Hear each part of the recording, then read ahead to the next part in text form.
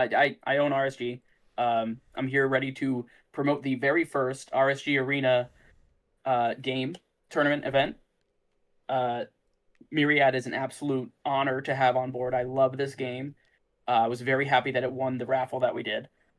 No offense to anybody else that joined, but I'm very excited to run this event. This has been an absolute blast. Danger Boat is one hell of a designer, and the game itself is just going to look great on paper. So, looking forward to seeing these people play and seeing who gets their first hands on the prizing. Absolutely. I'm very excited as well. Now, audience here, as some of you may know from past experience tournaments, we have transitions. Woo! Let's go. So up on the screen here, as you can see, we indeed have the round one table. Yeah, it looks like we've got. Oh man, I can't actually tell too much. These are obviously pre-constructed decks, so we're looking to see what kind of deck they grabbed. Mossagate and Tome of the Earth. Okay, I can tell you right now, this is an Earth Mill deck. I'm looking forward to that. And it looks like we've got versus Fire. We've got Earth versus Fire. I think potentially playing Reanimator. Oh, okay. So it's Dark Fire Reanimator. Yeah, That's why so it's got the field clear here. That's the giveaway.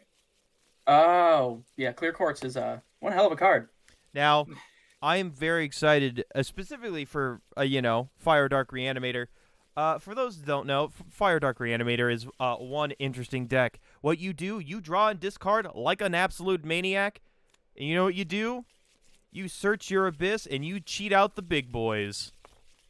Right. The big boys have costs, usually, but the reanimation wits bypasses those costs, which are the costs are pretty heavy.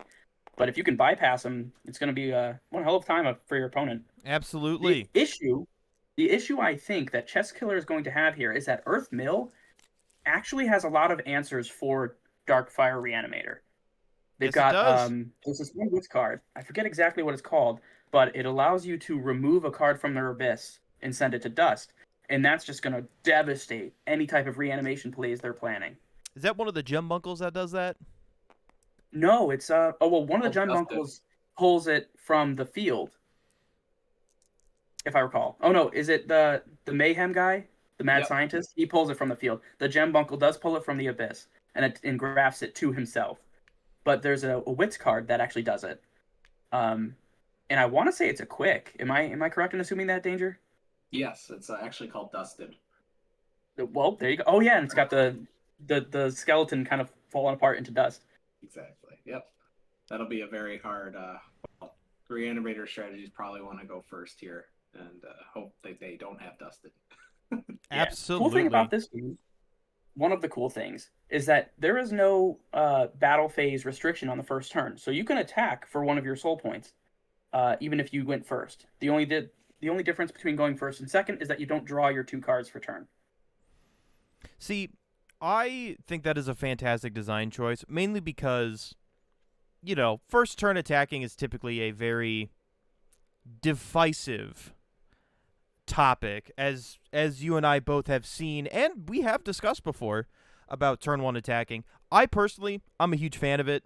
I definitely think that it doesn't add too much of an advantage, so, I'm always in favor of it, especially because, to be fair, I do know 100% what Fire Dark Reanimator does, and if you have the absolute goated hand, you got the sauce. That turn 1 attack is definitely going to do a lot of damage to your opponent. True. I mean, if you can pull that Chitter out, well, maybe not turn 1. Chitter's not great on turn 1. But if you pull out any of the big boys, it's going to be really hard for them to double back, and you're basically shutting down an entire lane. Oh, absolutely. I am very excited to see what happens, though. Earth Mill, I'm very intrigued by as well. Earth Mill is my favorite deck by far. I love everything about this deck. Now, Z, you have options from. Oh, sorry. Go ahead. Z, I was going to ask you a question about Earth Mill itself. For those that are unaware, what is soul grafting? Because I believe that is the main gimmick of the deck. Correct. Correct. So, I mean, there's a couple of things, but soul grafting. The idea is you're taking a soul from your abyss and equipping it to a soul that you have on the battlefield.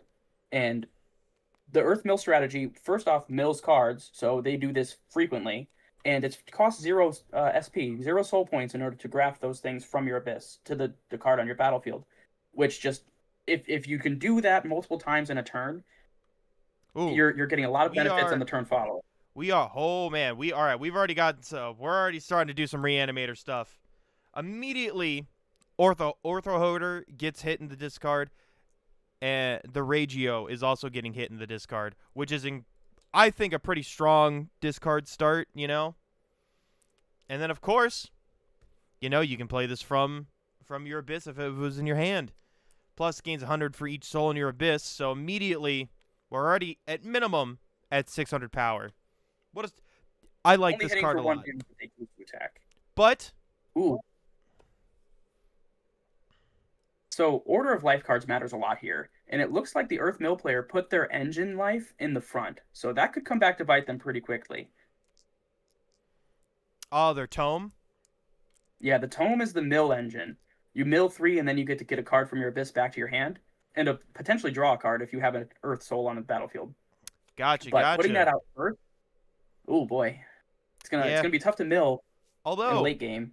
I will say, the Wind Destroy adding End Gem Bunkle card to add to your hand is pretty strong. So maybe they're It trying to can be, go yeah. for an early Gem Bunkle search because their hand wasn't the best. It looks like these players are counting their life up. I know there's sometimes a bit of a debate on whether you should use the dice to count up or count down.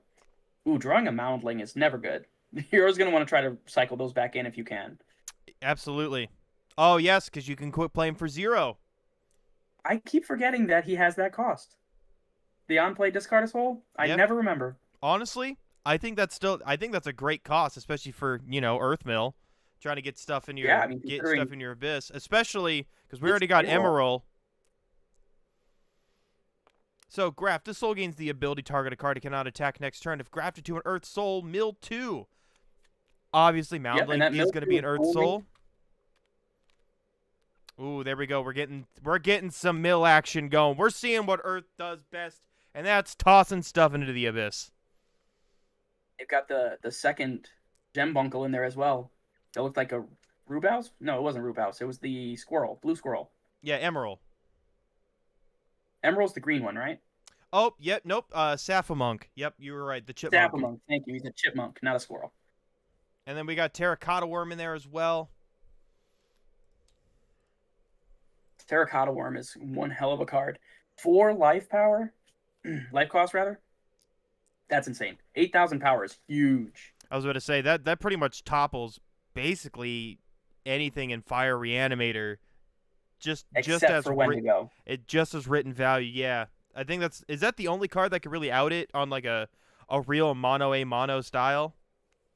I believe so, but Terracotta Worm also has the Rubauses in the abyss that they can graft to and give themselves an extra 2,000 power. So if true. you've got 3 of those in the abyss, you can just topple over anything. That is true. That is very true. Ooh, playing out a mold here. Absolutely, we see the muddy little shrew. Ooh, when destroy, you mill 1. Oh, and then target a card from the abyss, put it top of deck. So man, you could really put your Terracotta Worm up just on top, and then immediately just drop that on field. Oh man, you would want to put your not Saphamunk, your Moundling on top because it gets to play itself out for free when it gets milled. You know what? That's very true. Oh, hey, guess what? On the Reanimator side, draw 2, discard. Another from the ashes has hit the board. Man, they are digging hard. What do you think they're trying to dig for? Could be anything. Well, we have our any of these big answer. Things. Yeah, Foo Flare worked out. Absolutely. You're probably just trying to get Foo Flare little guys in the drop with this. Oh, absolutely. In the abyss, right? I mean, we are basically seeing two of like the mill strategies in the like at least the 2 mill pre-builds, So this is kind of a crazy first round matchup. I'm here for it. I'm definitely excited to see what's going to happen. Using a soul point to ready their Ortho Hoarder. He ain't no hoe. I'm He, sorry. he ain't no hoe, but he does hoard. And eat. Why is he eating the bones? Is this count? Is this count? Does this count as cannibalism? You know, I'm more of a calciumism play right there, Z. Well done. Yes. Ooh, discarding a foo flare off this is going to be very impactful. Hey, look at that. Draw one, discard, plus 1,500. Ooh, you know what? Actually, they could give it to Ortho Hoarder and immediately run over the Moundling with it. That would be huge. That would be pretty good. Getting Well, he can't Moundling run out. over the mountain. Yeah. Thankfully, this is an open lane. Oh, yeah, Earth you're Mill has right. a chance. Oh, Yeah, and anything that's oh, and a Lucky it's a Cricket discard. there. Oh, all right. Yep, we are going to activate. We're activating something. Point out Ortho Hoarder. Oh, he's giving the 1,500 to Ortho Yep. Hoarder, Bone Plus, Guy. Bone Guy. listen, 100 for each soul, so immediately we're already above 2,000. We're at least at 2,300. Pumping it is interesting because it might just get run over because it's only until the end of the turn, correct? The Correct. 1,500 from the foo flare. Correct. Yeah, it might just get run over if he doesn't use it to attack right now. I'm assuming it will, you know. Not a single life card used over here either. Very interesting. Maybe they're trying to build up to this clear quartz. Actually, I believe no, they didn't. How did they get this out? They just hardplayed this? Ooh, a perma boost comes out for the Moundling. Let's. Not the Moundling, the Oh, Muddy Little Shrew. Oh, and a yeah. secondary. Oh, do we got a no treats? We've got a no treats to negate their perma boost. Oh. Oof. Hey, That's rough. you know what they say, Z. If we ain't getting little treats after we do something good, are we even living? No. Exactly. We all deserve a little So now treat. they gotta take life here. And their foo flare is destroyed. That is such a rough play. That is Ouch. rough. Imagine your three spiritual flames that somehow have mouths getting eaten by a small, muddy little shrew. It's tough out in these streets for that mound of fire, but you know what's not tough? That mound little shrew. That Yeah. little shrew absolutely just ate fire. I'll be honest, I'm a little It scared also of that. I'm a like- little scared of that rat now. If you see a I'm starting rat to eat think- fire, that would be tough.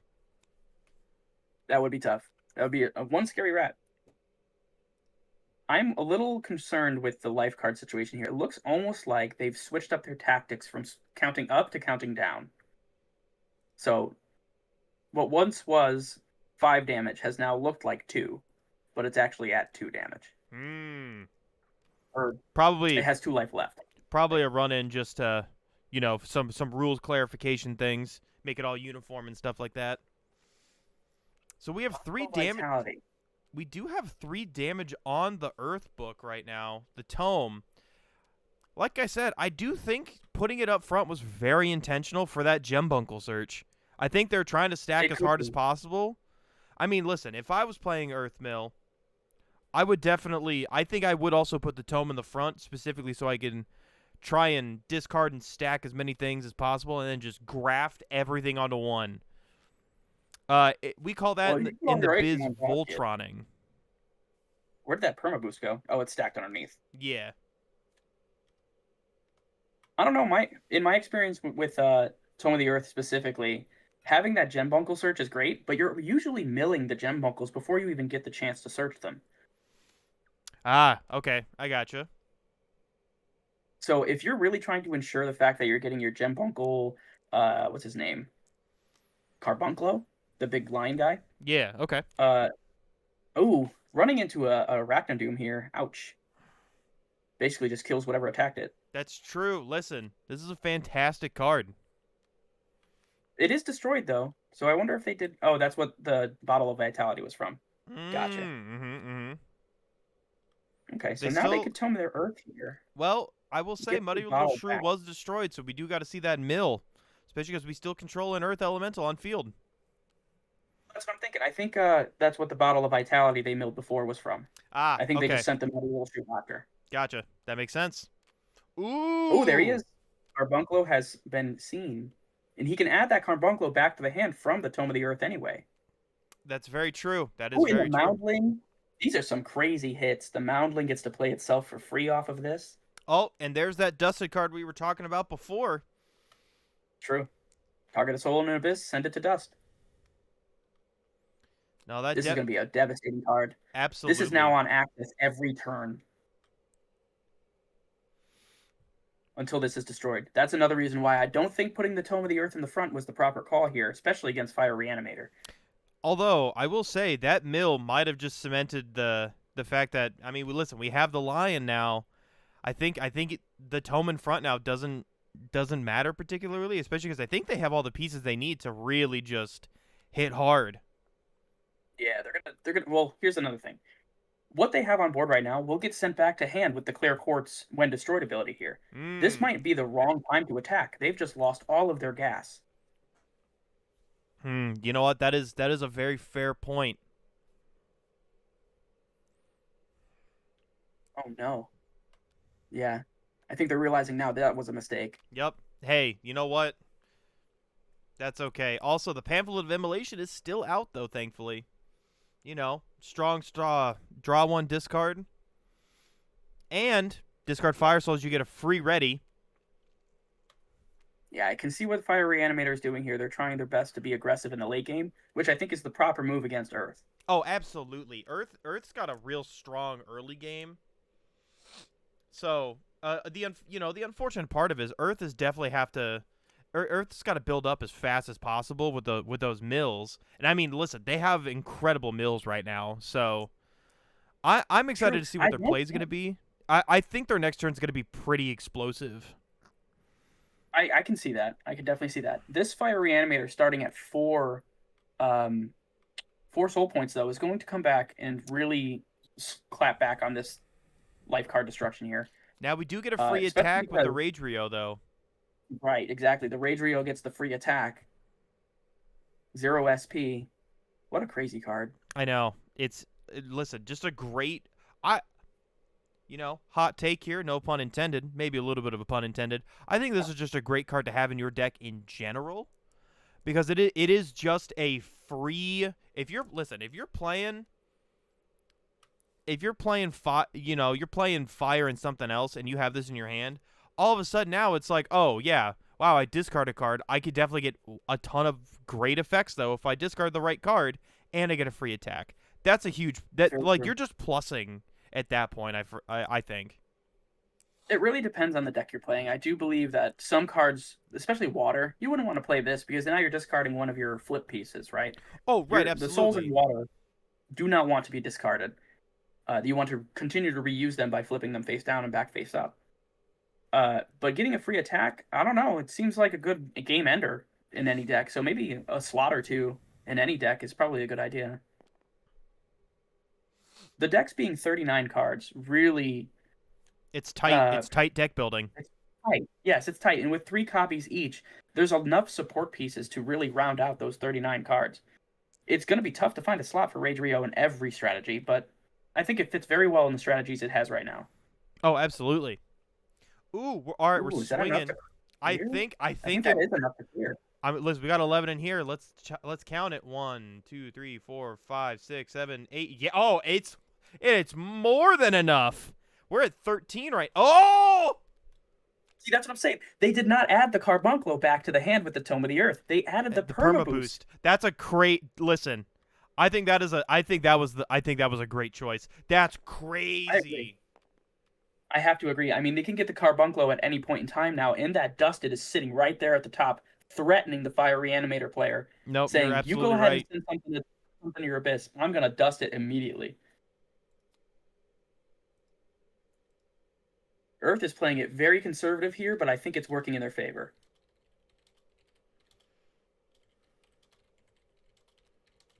They went a little aggressive with that Moundling play, and I think they're realizing now, maybe I should hold back a bit.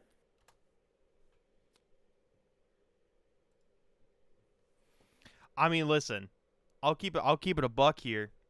That was a tough thing to see. Also, we definitely see now. Ooh, Listen, look, we see in the hand right now, the Fiery Animators got definitely their ace card up their sleeve.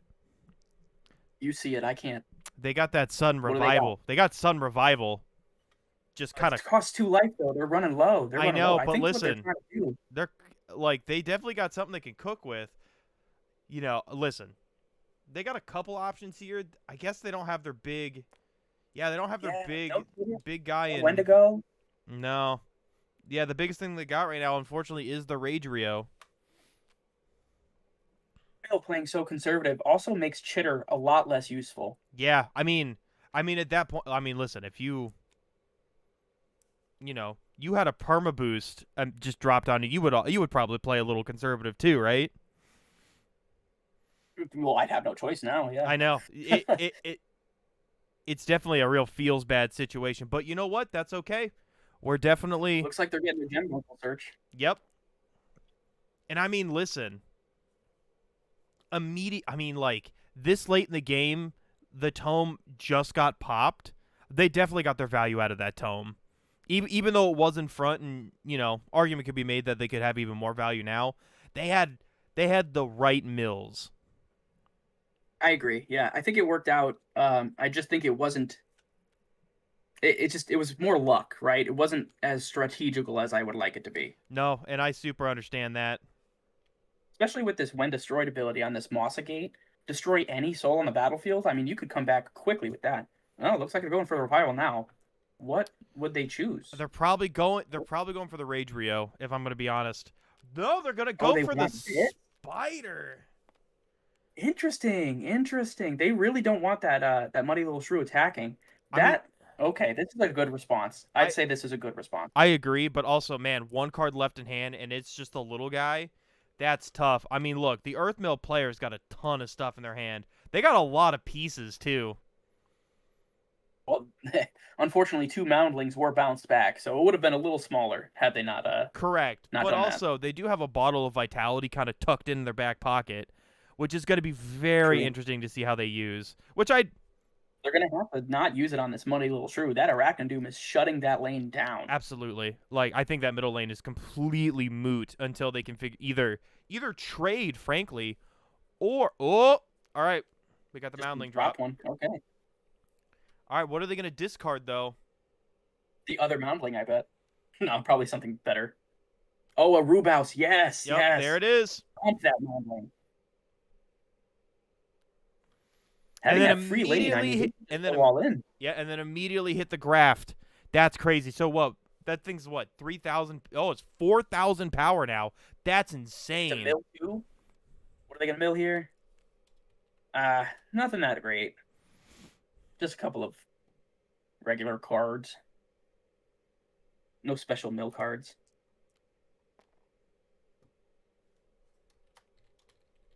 It looks like there was a judge call at one point.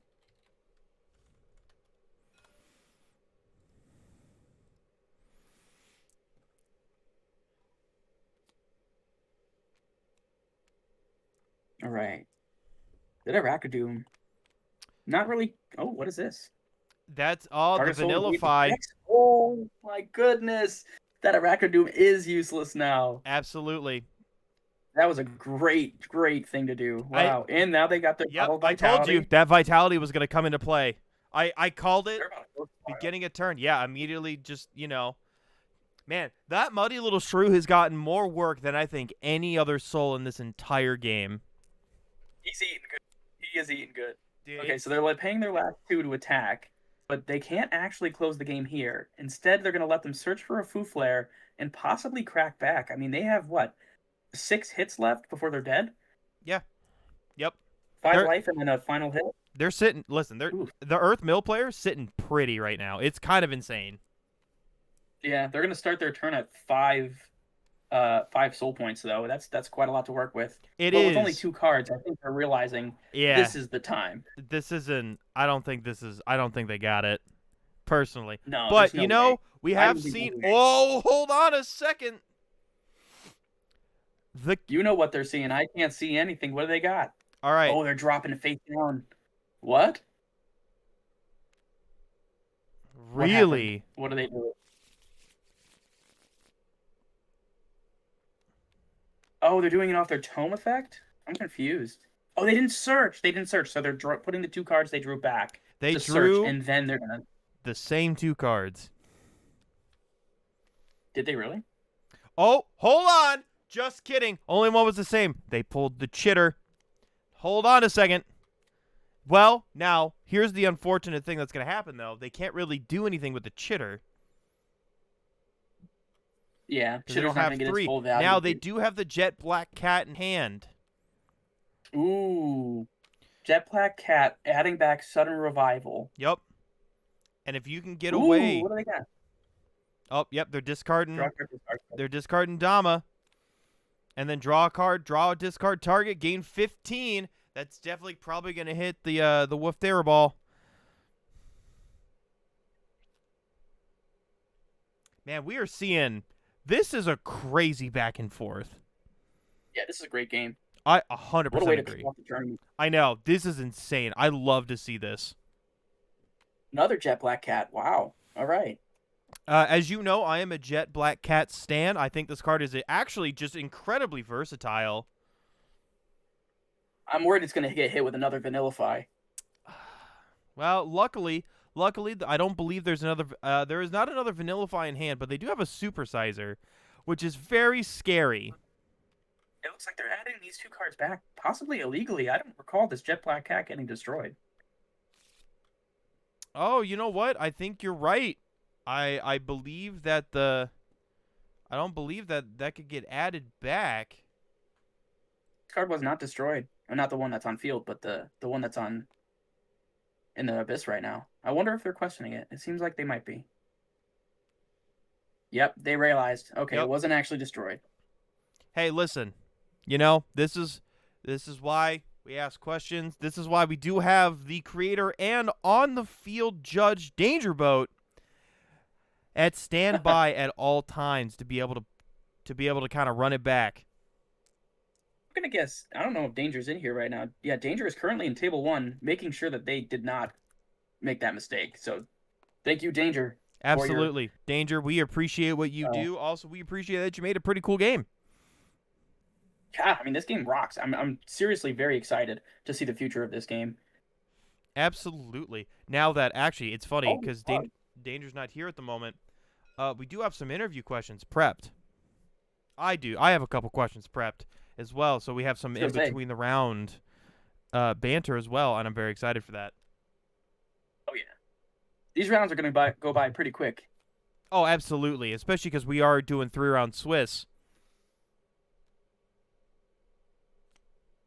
It looks like they're going in with their Jet Black Cat. Not much they can really do here on the Earth Mill side. Probably Unfortunately, just gonna take the damage and move on. yeah, and listen, at this point, I would just take the damage, especially because now you basically knowing what we know that they have in their Abyss right now, they definitely, depending on obviously depending on sequencing, I think they might have game and bag. Oh my God. Not much they can really do with it, though. It's very scary, but there isn't a whole lot they can do. All they're doing is locking this lane down and freeing up the next. Which, unfortunately, I think that might seal the game, though. Yeah, I don't know why they chose to do that. That's a very strange one. They can't actually kill these cards here. Now might have just been a misstep. That's okay. I mean, listen, we might see Muddy Little Shrew being that little guy. I think he might be. He's going to come in here. The middle lane's wide open. I know. Muddy Little Shrew's just going to hit the game. I know. It's absolutely insane. I mean, listen, Chitter hitting the field is still very scary, but you are right. If it was able to just do one turn before, I think we would be having a completely different conversation. But now, unfortunately, with Muddy Little Shrew locking down a lane, plus, I mean, I'll be honest, they got a ton of cards in hand, and all but one are souls, so I think they do unfortunately have game because that far left row doesn't have anything in it. There's no getting around it now. I think they're realizing that they're probably working on a concession here. There is just no way you can come back from this. No cards in hand? Ouch. It's tough. It is Unfortunately, tough. Fire Reanimator, they just didn't see what they needed to see. You know, Chitter came down way too late. Which is We're talking like end of the game. which is crazy because Fire Reanimator has a ton of consistency boost cards in the deck, and we just didn't see much of them. It is an unfortunate draw, but listen, put it on the board. Muddy Little Shrew took the game. He sure did. Look at that. You're Right. I would put, dare I be so bold, I think I would put Muddy Little Shrew in the same boat as Scrunt. Did you really? I would. I would. You know why? I'll take it. I think Muddy Little Shrew, look at this little guy. Yeah, he's That cutie. guy, little hood, little dirt, didn't hurt no one. Look at his, like, Now that's side objectively not wing. true. We did see Earth absolutely throw pocket sand in the face of the Fire Reanimator player, but you know what? That is okay. Because that was Hey, that was a hell of a game to start off this entire event. Kudos to both players. That was an insane back and forth. Congratulations to Reese. That was quite the first match. We actually, if you want to slide down the table here in table 2, we've got another Earth Mill player in KDO up against a Spectra Chick deck. Oh, I'm very excited to talk about Spectra Chick. Now, for those who don't know, in my commentator notes, I want to very specifically put the one thing I have in here. The children yearn for the mines, and you can have as many of them as you want down there. That is what Spectra Chick does. It does what Spectra Chick does best, and it is throw Spectra Chicks at you. Yeah, and then once they die, you play out these revenge chicks, and it's really putting down the beat on your opponent. Except it looks like KDO has their Terracotta Worm front and center. Well, front and left. Really just closing this out. Absolutely. I mean, look at that. We That's did. how... Now, I will say, they're a bunch of undead little guys, and we love to see it. They are very cute. This is my second favorite deck. So seeing my first favorite versus my second favorite, can't get much better than that.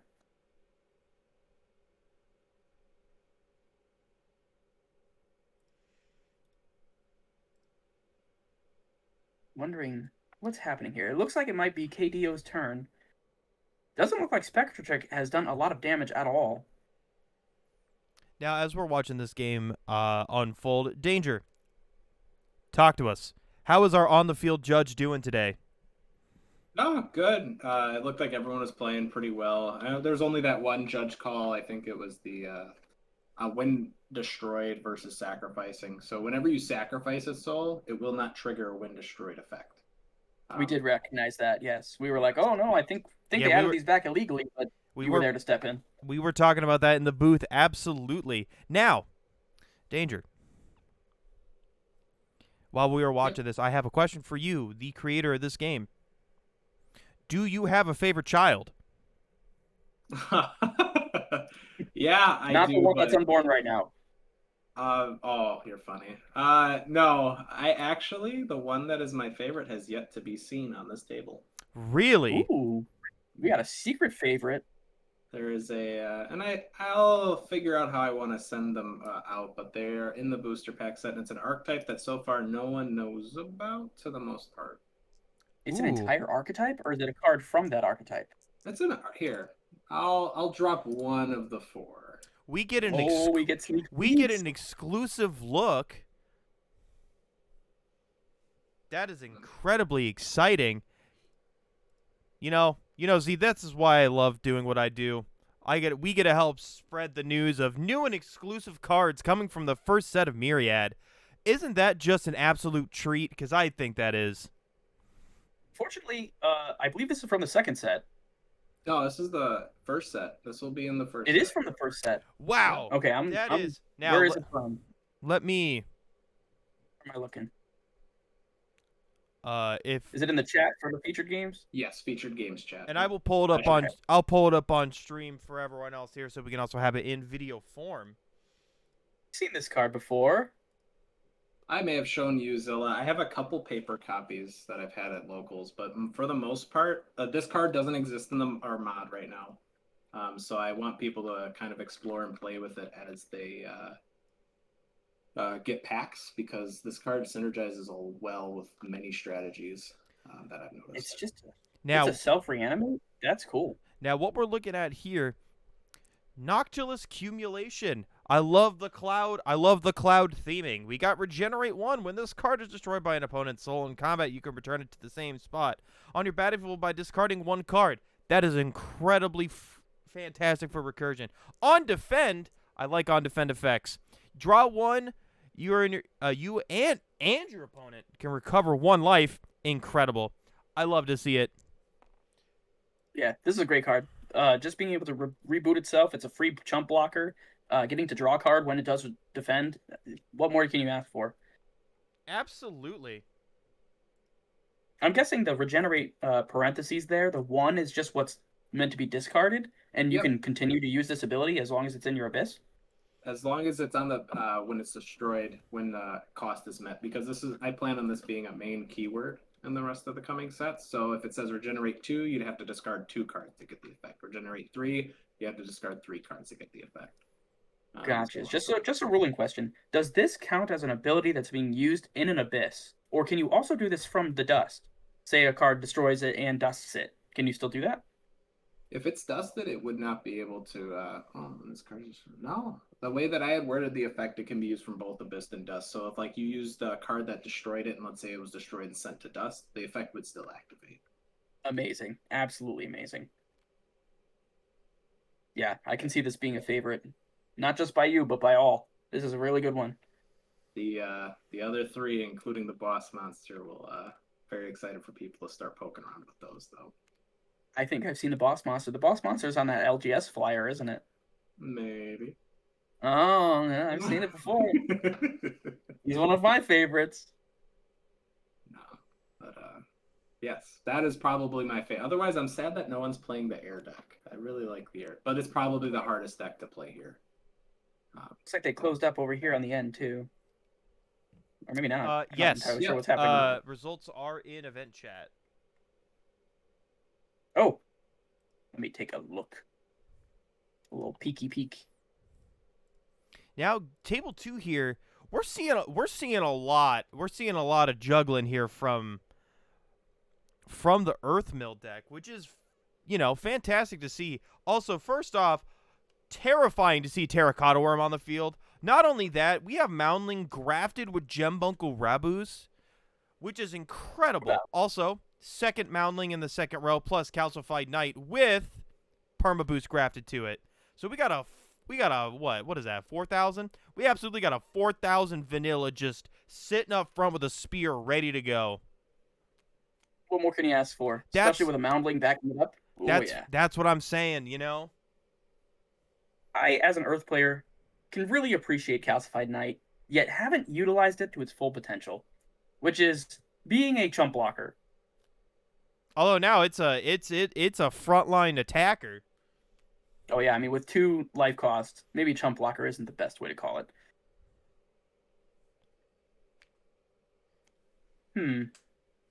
I see KDO and their opponent. Who is their opponent? Cardboard. KDO and Cardboard have their rule books like tucked behind them on the little tables here. It's very funny. We love reading. Reading Well, the card does it's really explain good. the card, as said by one professor at some community college. It's very important to have the rules hidden from your opponent so that they don't know how to play, but also so that they don't know what page you're looking at. Because if you're looking at a specific page, now they can kind of work out what you're trying to do.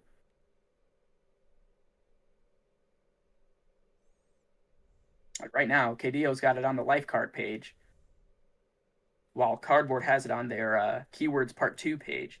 So with the life card page being up, it could mean many things, but my guess is what they're trying to do is use one of their life card abilities and trying to figure out which one they should do based on the rules.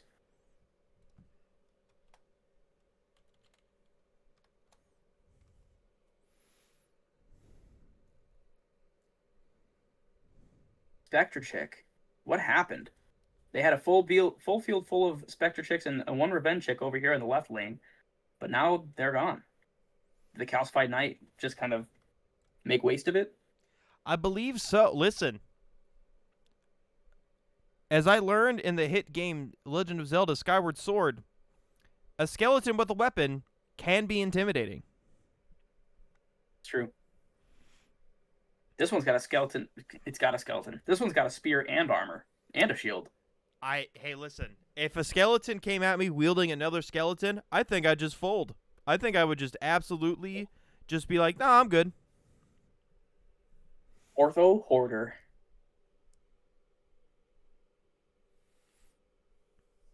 We are definitely seeing a lot. You know, I do think this is kind of a tough matchup. Because, you know, Spectratrick's whole thing is... Yeah, oh, absolutely. Earthmill puts out a lot of heat. Yeah. And Spectrachick, except for what? What is it, Revanchick? Being 3,000, the rest are relatively low-powered souls, so it's more swarm.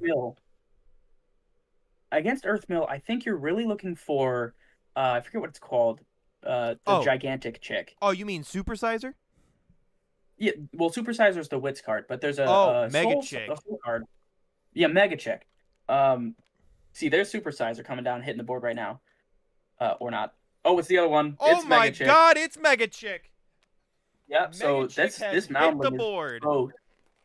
So we've got 3 Spectre Chicks all getting sent to the Abyss. It's going to gain 6,000 power, and then cardboard gets 3 SP just for playing the card. That's crazy. And it does 3 damage. Absolutely insane to see. Also, thank you to the audience. We appreciate all the kind words. We're just out here trying to show off some cool games and give some cool commentary by some cool dudes. Heck yeah. Oh, hey. I'm just realizing that everybody's saying nice things. Thank you. I appreciate it. Hey, listen. That's only because they haven't heard my baseball announcer voice. Hey, back half of the alphabet got to stick together. You know what I'm saying? We are always the last to be called, but not today. Not today. We are casters extraordinaire. Oh, not the Vanillify. Does that work here? Oh my God. It does. I think this is a call for danger. Oh, that's terrible. I do believe it does. Earthmill just shutting down everything Spectrachick hoped for. Danger is on the scene to ask about Vanillify. Now, dare I make a bold assumption? I do believe. Yes, it does. Yes, it does. God. Let's go. That's devastating. I feel so bad. And it kills the life card, too. Oh, it's over. Incredible play with... Man, we want to talk about maybe the most pivotal Vanillify ever played in Myriad. It is definitely right now. What a crazy hit on the board. These round 1 games are insane. These are crazy. Absolutely. Just gets me hyped for round 2. What do you do in this situation? How do you come back from this? They've done next to no life damage. Both relics are destroyed. It's just a direct attack left. Oh my God. Yep, just play more Spectrachick. I guess you're gonna have to wall up here. You don't take any life damage, but I don't know. Yep, that's what they're doing. They're walling up. Did they draw another KDO's gonna start their turn. Well, it's a wash, right? Because unless they play a second card, no. They don't have enough. Oh no, they might because they gained 3 SP from the Mega Chick. I'm interested to see what happens.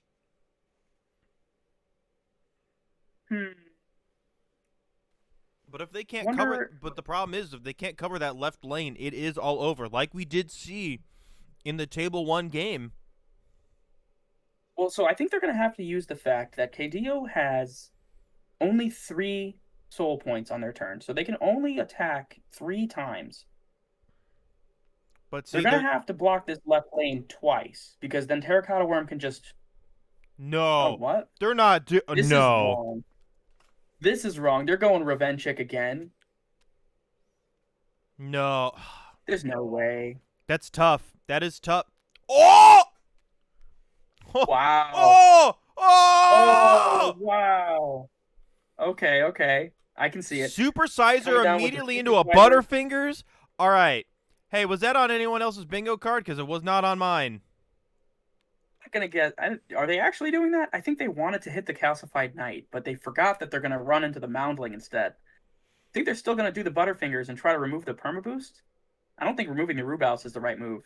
I mean, listen, Although that KDO has one card in their deck, they have one card left in their deck. Earth Mill does Earth Mill things. Oh, yep. They are doing that. They're Butterfingering. Yeah.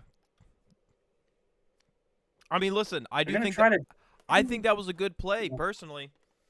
Starting to hit the grafted stuff. I mean, if they're gonna try and get back, they're gonna have to do something, right?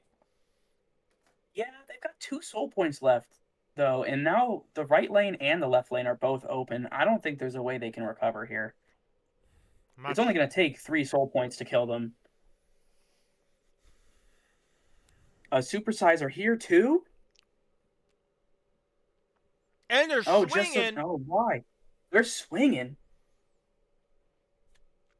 I don't think this is the right move. Oh That's my goodness. well, Or listen, maybe the right. they're just trying to go out with a punch. I mean, listen, the right lane's still open. Yep. Yeah, see, Terracotta Worm just goes and that's it.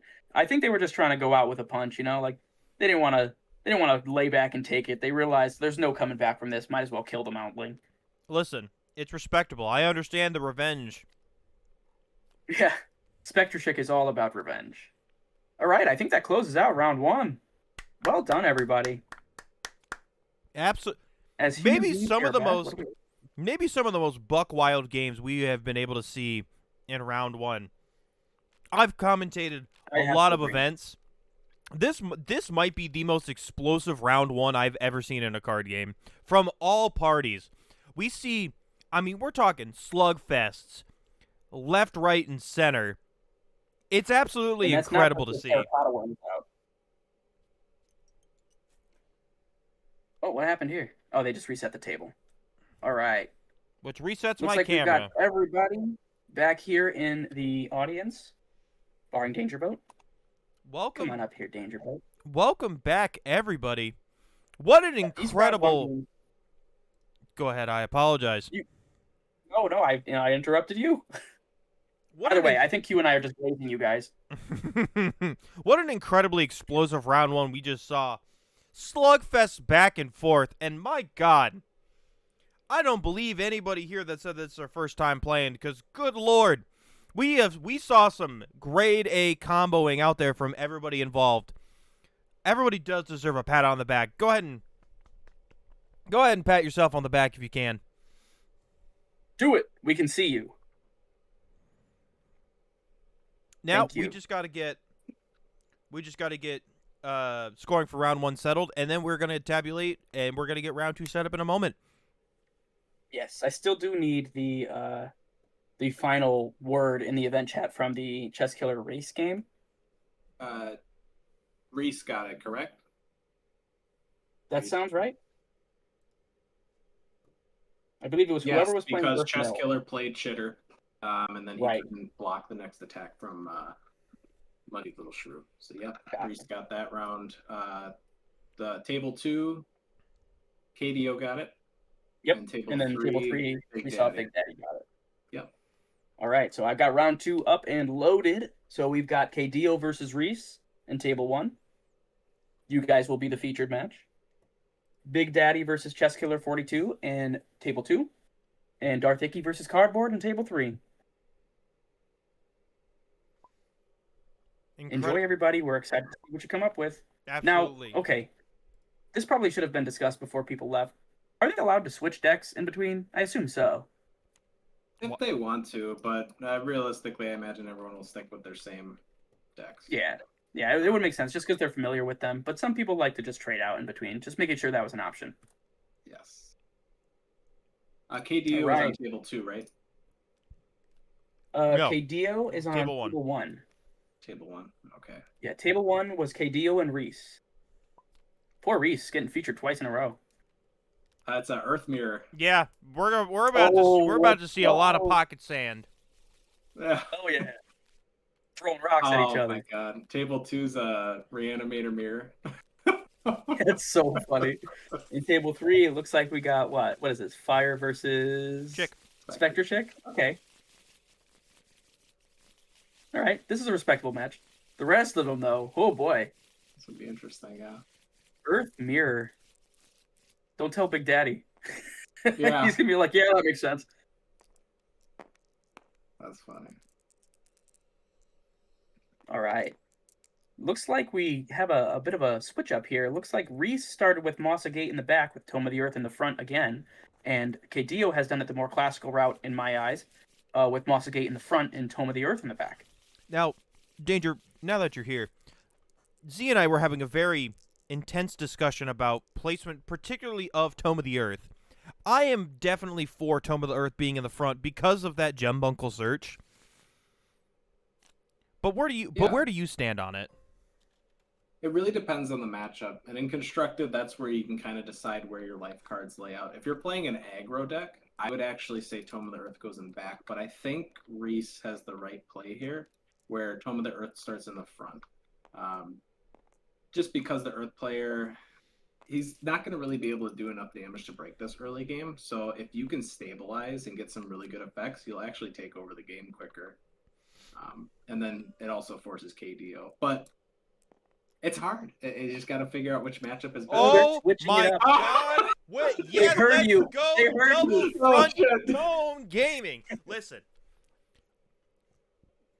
because deck building is so tight in this game, 9 times out of 10, I do believe you're going to get a ton of value out of Tome of the Earth, it being in the front. Then immediately with that burn, you're going to be able to get that search going. And that search will change the tide of the game. I'm just saying, Tome of the Earth is your mill strategy. Your mill engine, and it is your recursion engine. You get your things back from the abyss with Tome of the Earth. I don't think in a mill deck you should lose that. That's Now, just me personally. Normally, Yeah. I would agree with you.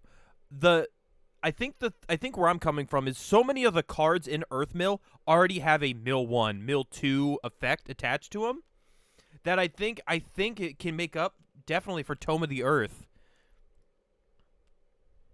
Oh, okay. Starting off, Reese is throwing out things in the front, just looking to get them destroyed. Absolutely. Trying to fill up that abyss. We got the go to the event, Muddy Little Shrew in the middle, exactly where he belongs, right in the middle lane, baby.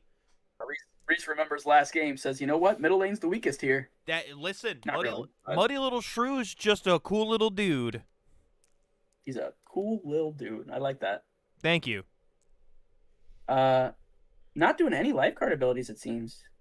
I wonder why that is. Could just be Now, I human will error. say, forgotten. Reese's hand is pretty goated because they got Supersizer, Permaboost, and Dusted hanging in the winds. That's a crazy start. Dusted is going to be extremely scary against Earth Mill. Absolutely. You're not going to want your Moundlings getting dusted immediately. You're not going to want your Rubouses getting dusted. Oh, wait. Oh. Actually, hey, look at that. We got the Think it's Moundling better. with the discard with the Gembunkle Mouse. And we got a Nice. second Muddy Little Shrew hitting the board. My God, not these putting little the guys are Moundling in. everywhere. Just like Put the Moundling into... Move it over. Put the Muddy Little Shrew in the center lane where he belongs. Come on, put him in the middle where he belongs. Now, And Emerald on the left. Shrews everywhere. Thank you, Jerem. Absolutely. Now, I think the thing I'm very excited about with this matchup, ooh, that's kind of a tough. Wait a minute. Let me take a look at. Hold on. Wait a minute. Let me put some ketchup in it. Let's take a look at these mills real quick. We got the Perma Boost, we got Ortho Hoarder, and we got Saphamunk. That's not a bad one. It's tough seeing Perma Boost in there because I don't believe they have anything to grab Perma Boost out of their Abyss yet. But Dude, the Tome of the Earth, it's right there. They have it all game. That's what I'm saying. I know. Now, ooh, they did hit a supersizer in their hand. We got double supersizers, one in each hand now, and we see it hit the board. Even a Permaboost can cover this. Oh, they're deciding against it? Oh, the big shrew. I think they're trying to decide what the best course of action is. Because listen, last game we did see that shrew can actually do a lot of havoc. Yeah, you don't want to destroy it, so you can just use it to attack with. But it's also a great defender. You just kind of let it sit there, and they don't want to do anything with it. Absolutely. Has a I great mean, to one be destroyed fair, ability. that the muddy little shrew on KDO's side is now 4,000 power. Do you think we're gonna It's see huge. Reese match Honestly, it? though, with the Rubaus, I think you just let it die. I mean, it's only 1 life damage, and also you like it better in And there. we see it Supersizing hit the board. there. We got Oh, 2 large rats staring I at like each that play other. so much. I think I'll do My it myself. God. That's very funny. Just hitting that moundling. I mean, Good old listen, 2 life damage. I do firmly think that killing that moundling is going to be the best play. Let's see that Battle of Vitality. That moundling is going to be pretty scary. Oh my God, we do see the perma boost in KDO's hand though. Oh, thinking about it with the Emerald, I bet. Yeah, swing with that Saphamunk. Do it. Yeah, I do. Unfortunately, I do think you're correct. I don't know why. Fortunately, I do think you're correct. Unfortunately, you might be right. Unfortunately, you're just saying correct things. This guy knows what he's talking about. Yeah, my God. Oh, no. Oh, getting the Ortho Hoarder out of there is a great move. Honestly, not a better target I in agree. Earth Mill, I think. Ortho Hoarder is, I do think, maybe one of the scariest cards in the deck. Oh my God. We saw. There goes the worm. Yep, the another worm. Rubout, and a Calcium Knight. Man, you want to talk about some pretty good mills right there. That's it. Those are pretty good mills. They're okay. The Terracotta Worm, I think having you probably want to add that back. You don't want it in there. No, absolutely. I think seeing Terracotta Worm as early as possible might be incredibly good because you can. I mean, listen, you have an 8K on board that is a vanilla, doesn't get affected by Vanillify. Out the rip, that's pretty good. I agree with you. Terracotta Worm, though, I like to put Terracotta Worm personally face down and use it as the cost ability has to be paid when it's flipped face up. So you got to make sure that you can use it on your own terms. And since it only costs 1 soul point to put it face down, and you don't have to pay the cost until when you flip it face up, it's a great little threat that you can put in any zone that you feel a little bit threatened. But as long as if you don't have the cost to pay it, right? If you don't have 2 souls, you're going to have to dust it. So you got to make sure you do it at the right time. Nope, But it's a nice little strategy to that's super get your fair. opponent to like, maybe I shouldn't attack there. Throwing out the Ortho Hoarder. I really can't say that name. I'm having such a hard time with that name. What, Ortho Hoarder? Yeah, Bone Man. You know, the other Bone Man. The other Bone Man, that's true. The Bone Man that you and I know. Couldn't make it today. He Sad. couldn't, unfortunately. We missed you, he did want to be here. He was very excited for the event. Yeah, he was going to participate too. That's okay. It's like they're throwing Muddy Little Shrew down the right lane, running into that Rubouse. Do they use the perma boost? I think this would be a great time. I don't know. No, they save it. I think getting any of the gem bunkles in discard out into the abyss, I do think is good. Like some of those when destroyed effects are also crazy good. I mean, at this point, what's this? Oh, digging for gold. All players mill 2. That's pretty good. All players mill 2. Not really great in the mill 1 bottle of vitality. And another these were Muddy bad Little mills Shrew. on both sides. Oh, those are just not the Vanillify, man. Hey, listen, like I said before, Vanillify is kind of a terrifying card. I mean, as we saw with Mega Chick, immediately just shuts it down. So KDO stays goated for that. That might be, I will say, maybe my favorite play of the day was that. They just started, bro. We got tons of crazy plays. Listen, that's kind of hard to follow up on, though, you know? I agree. Ortho Hoarder in the middle lane. How many we got in up against that Muddy Little Shrew? How many do There's we have nothing you can do against this Shrew. We got 4 in the Abyss. It's 900 at the moment. I think Earth plays Butterfingers. I don't think it plays Butterfingers, but this Supersizer I don't think it does. is going to be a huge issue. Yes, that Supersize is absolutely disgusting on field still. Pumping that Muddy Little Shrew to like exorbitant heights. I don't think there's any way to get around it in Earth Mill unless you start grafting your Rubouses onto one play, and then you're really just kind of putting your eggs in one basket. It's pretty scary. That is true. What they really need is mayhem mad scientists, so they can just yoink that money little shrew, and then the supersizer just falls off. Would be great to see, but I'm not sure. It's a one of in that deck, so it's possible they don't have it yet. Pulling out a South Monk, what I assume they're trying to graft it to is the Ortho Hoarder here.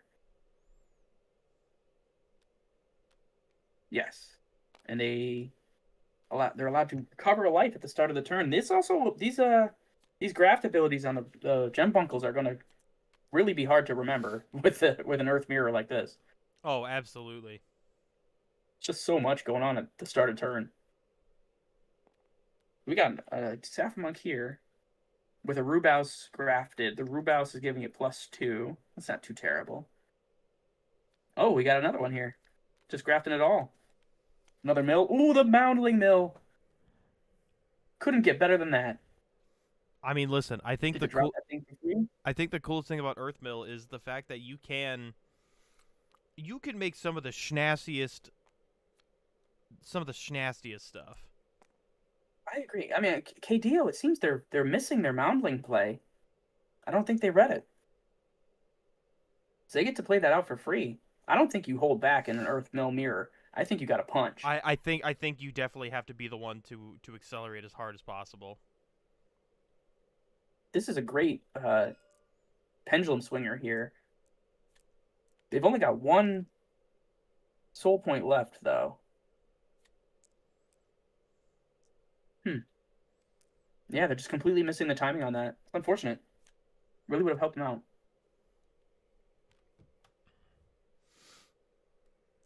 Seeing as their left lane is currently wide open. Supersized shrew or not, if it's used, it's just getting ignored.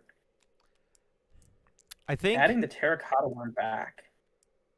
I mean, listen. Or are they putting it back? Excuse me. What are they doing? Oh, they're putting 2 on top. What are they using here? Place up to 3 souls from your abyss on the top of your deck. They're using the Mossa Gate here. And it looked like they only did 2. So that's a perfectly legal play. They're allowed to do that. I'm just surprised that they wouldn't put the Moundling on the top if they're not going to use it now. Oh, we got that bottle of vitality to immediately just restand it. Gonna ram it into this Ortho Hoarder here. They've only got 1 more soul point. I think. Or do you run this in? I think it'd be good. Clear that left lane fully. Yeah. Force them to put stuff there. Yeah, I think forcing left lane. I think forcing left lane plays might be the best thing in this scenario. I don't know. I think keeping this Ortho Hoarder in the center up isn't doing them any favors.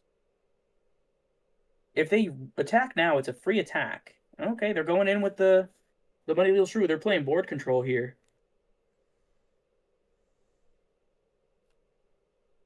I think a perma boost might screw them over. Because I think it will be just enough. Unless KDO has a follow-up perma boost or a no treats, this could be bad for that Muddy Little Shrew. They're just going to let it go. Okay. Reese, once again, counting their life card damage up. I believe KDO would be counting down. Starting at 6, going down. Back to Reese's turn here.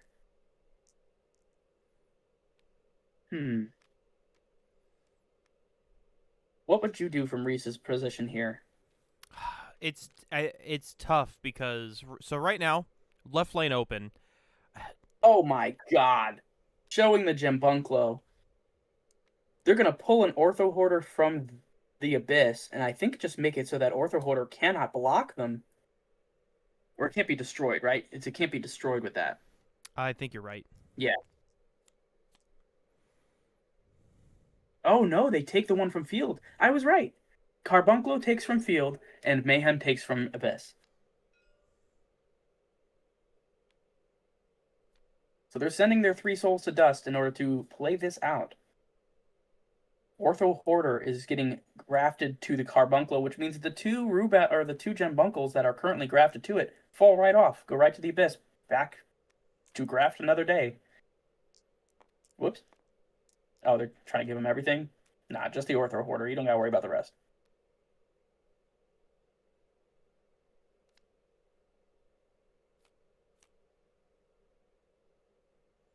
Now with that Muddy Little Shrew being used, Carbuncle can swing in for free and then get readied again at the end of the turn, so long as they decide to use a Gembunkle from their Abyss to graft to it.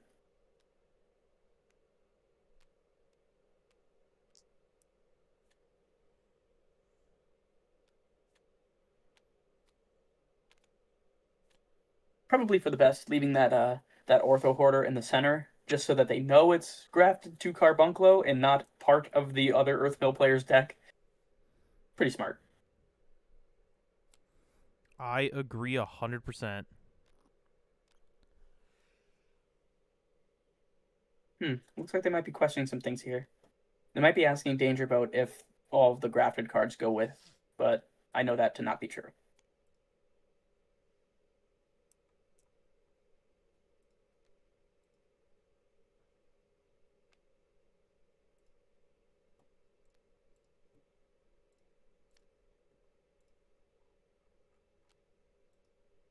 Yep, back to the Abyss they go. Yes, they do. Pretty even on both sides. KDO's board's looking a bit light, but the life card damage is looking pretty even. The only difference here is that the Carbunclo is really gonna set KDO back.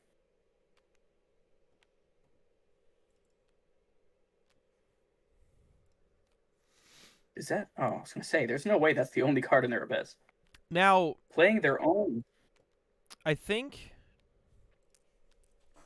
So I think KDO is going to be in a real KDO is not in a real great position right now. So middle lane specifically speaking, we have the Carbunclo just sitting in the back, and we got Muddy Little Shrew just like rocking. Plus, we're just getting more. Well, the Ortho Hoarder right now is only at 7, which is a little unfortunate. But we do have Saphamunk with Rubaus grafted onto it. So right now it's at 3,000. So we have a 3, a 4, a 3,000, 4,000, a 700, and then we have Carbunclo sitting in the back just ready to go at all times.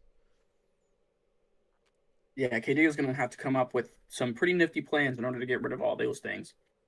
Their board's looking really light right now. So I think Reese is definitely trying to bait that left lane attack, because I think Reese is going to be able to slam something down. He also does have a perma boost in his hand. KDO does also have a perma boost though, so it's kind of the waiting period now of when do we start boosting stuff to an egregious amount, because we both know what this deck can do. Yeah, I think it's a power struggle here. You're mainly going for destroying the opponent's things, and the Muddy Little Shrew is the least of your worries because you don't want them getting that when destroyed ability. Yes. So honestly, I would say, supersize or not, Muddy Little Shrew should stay up as a defender. It's unfortunate that both of their Muddy Little Shrews are up in the front. Setting a Calcified Knight in the center. True center. Paying another soul point. Ooh, for the Mayhem. Taking the Carbunclo. No, I'm sorry. Carbunclo takes from the field, and the Mayhem takes from the Abyss. I wonder what they're going to take.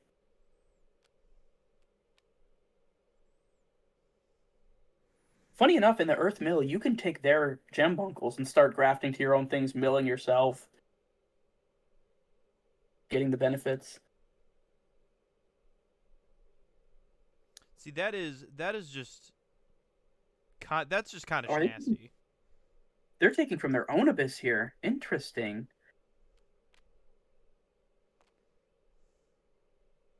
They're looking to gain some more life. Is that what this one does? Yes. Return at the start of your turn, recover 1 life. But then they mill 2 right now. Choosing to do a Rubaus at the same time. So they're trying to mill 4? Is my guess? This is an Earth card, correct? Yeah, Earth Ancient. Playing a Muddy Little Shrew, I think they're forgetting to mill their 4 here.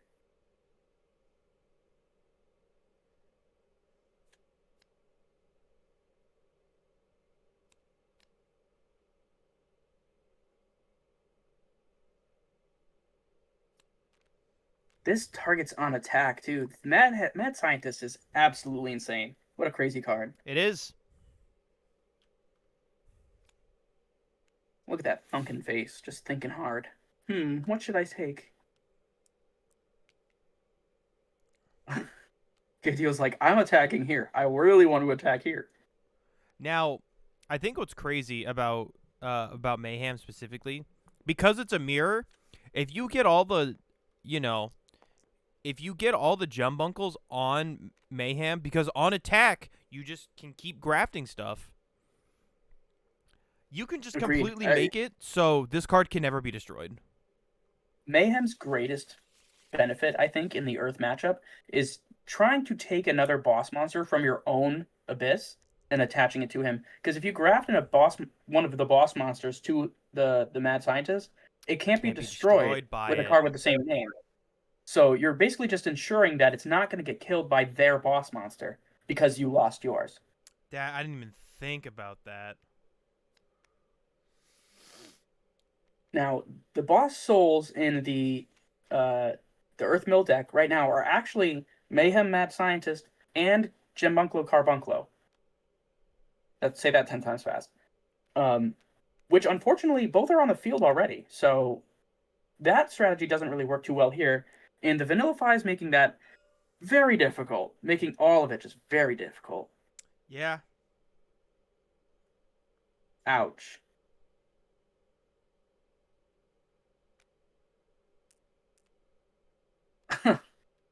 That's rough. So now on attack, that attack doesn't do a whole lot at all. Probably not going to attack there now. Yeah. There it is. Grafting everything to this one Mayhem. Ooh, there goes the follow-up perma boost. What are they perma boosting here? Is this the Saphamunk? Nothing in here is killing that Mayhem. I am beyond confused. When attacking, you ignore used souls. There was not a single active soul here. No ready souls. So that Mayhem was just striking true damage to the face. Which is absolutely disgusting. Yeah, I mean, it's 3 damage. They're considering they lost it. I'm confused. Danger, I wonder if you want to step in here, because this isn't adding up. KDO's actively hurting themselves.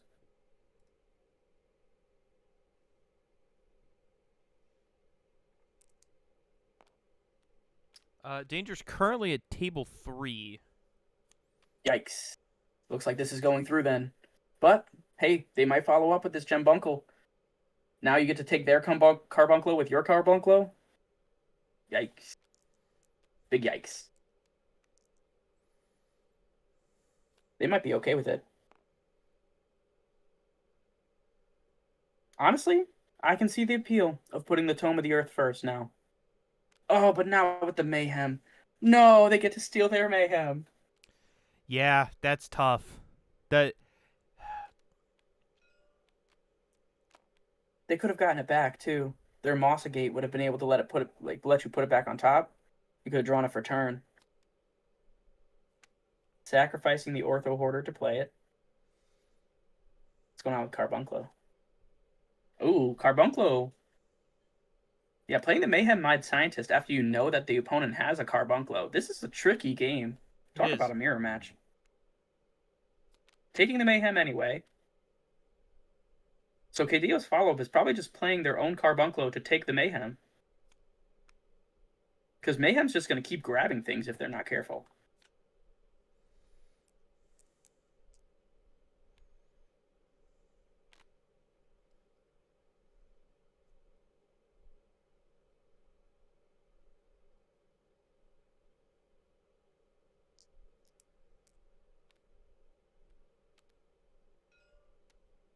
Saphamunk from hand in the left.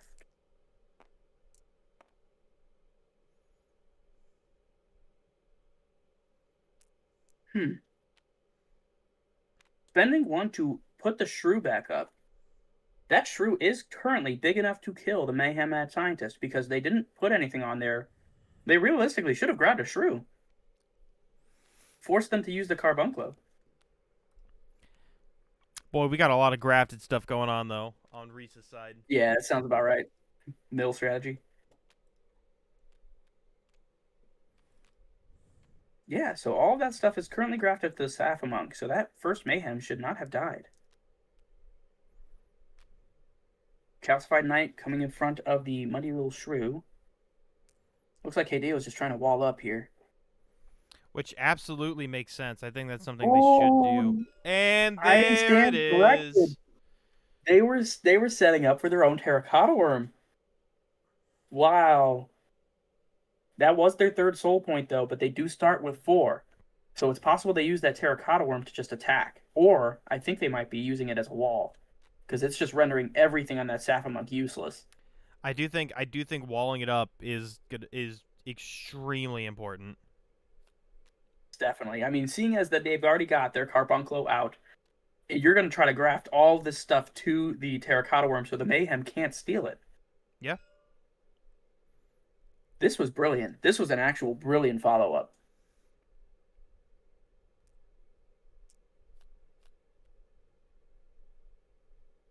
Using their Mossa Gate ability, I wonder what they're going to choose to put on the top. Moundling has to be one. Yes, there it is. Okay. Do they have other Moundlings? Calcified Knight. Just 2? I wonder why they keep doing only 2. You can do up to 3.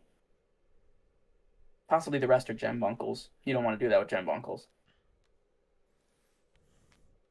Well, in KDO's hand currently, they boy. have a no treats and a Carbunclo. Yeah, their Carbunclo is definitely there. If, for whatever reason, Reese decides not to do anything with this Mayhem Mad Scientist, which I imagine they won't, because Muddy Little Shrew is bigger than it currently, and they would require a Perma Boost. But we already know KDO has to follow up Perma Boost, so if Reese doesn't think that, they could go in. If they don't go in, that Carbunclo is stealing it. I think KDO played this perfectly.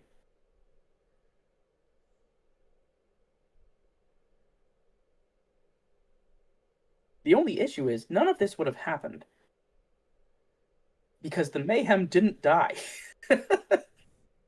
Yeah, I'm still confused about that Mayhem, but I mean, we're way past that point to be able to rewind. No, we can't rewind now, but the Mayhem dying set off the Carbunclo search. So this would not have been an option available to KDO before.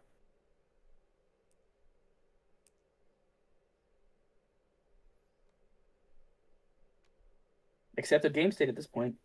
Nothing we could do about it.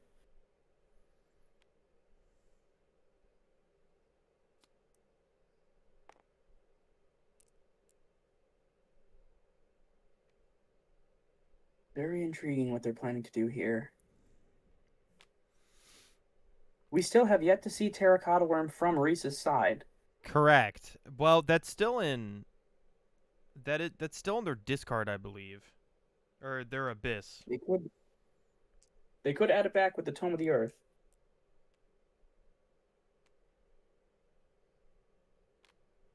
Gotta use that before it goes away.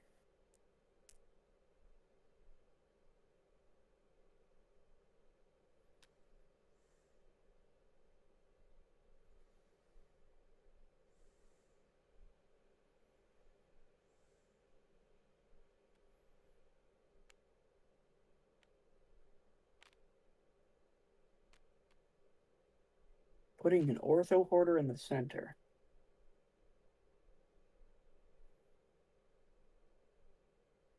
That center lane on KDO side is wide open. I think you have to. That's the Oh, wait. scariest I part think right they there. just closed the game out here. Oh, they can. I think they can. Hold on. Let's do some math. They absolutely can. They've got it on board right now. Oh my God, you're right. But they only started with 3. That's the issue. So they play the Ortho Hoarder. That's 1. They attack with the Ortho Hoarder. That's 2. And then they attack with the Gem Bunklo. That's... Oh, well, yeah. No, they got it. I think they're overthinking it here. Moundling playing itself for free is also not... 2 Moundlings? They technically have 2 zones. It's just all those grafted things are taking them up. Yeah. Also, man, we see I think we see our first empty deck. Yep, that's our first deck out, surprisingly enough, in an Earth Mill Mirror. Who would have thought? I mean, to be fair, KDO only has 5 cards left in deck as well. Yeah, I was just being sarcastic. Of course it's in the Earth Mill Mirror. Why are they putting them back? I'm so confused.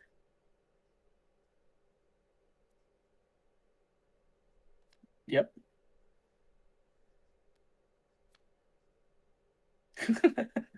Running out of space. Oh, did they mill an extra one? No, it's top 3. Confused.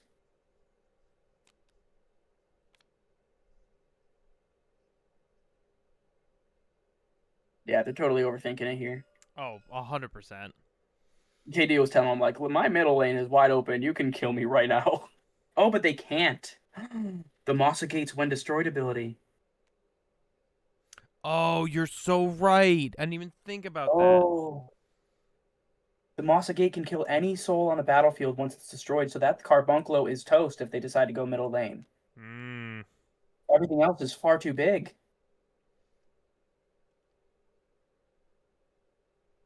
KD once again surprising me with the absolute big brain plays here. Starting their turn with 4.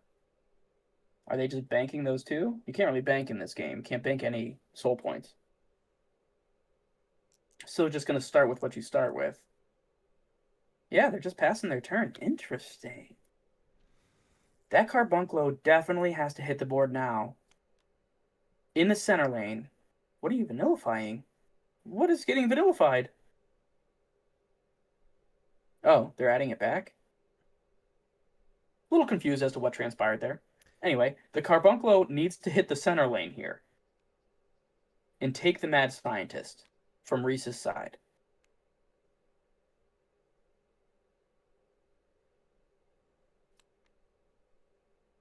Saphamunk. Did KDO prematurely start their turn? No. Saphamunk was buried under all of its grafted materials.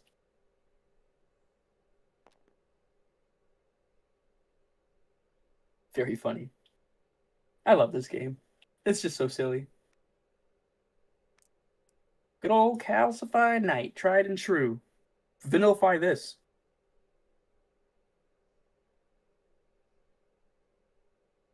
They added back Vanillify. Now I'm thinking about it. Carbunculo coming down and getting Vanillified seals this game up.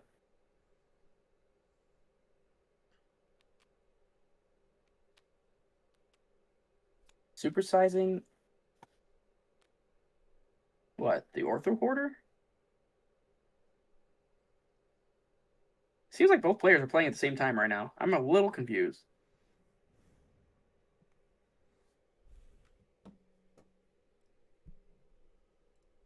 Yeah, I'm trying to investigate. I'm not 100% sure what's going on in Table 1 anymore.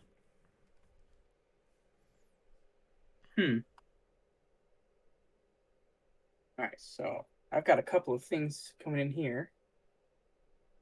Got a couple of match records that I gotta load up, so keep me updated on the board condition here.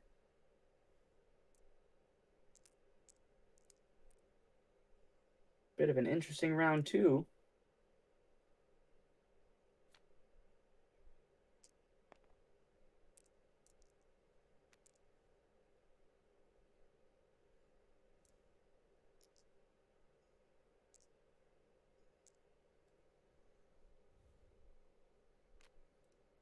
All right, everything's all loaded up. We just got the rest of our feature match here to go. This is the last match. Coming over to time here. But we're closing it up. It's getting real close. KDO's over here fighting for their life.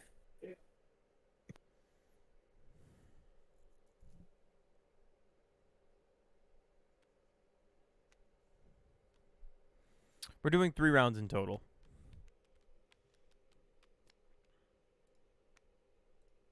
It's like the Muddy Little Shrew bangs into this mayhem, killing their first life card. Starting them off at 4 on the following turn. Hmm.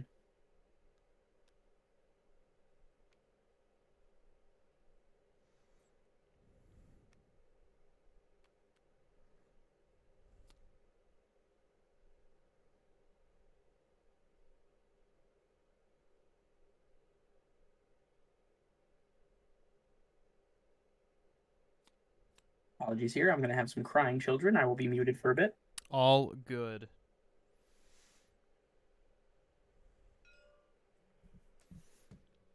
Oh, looks like right now we are targeting the moss. We are going to start swinging.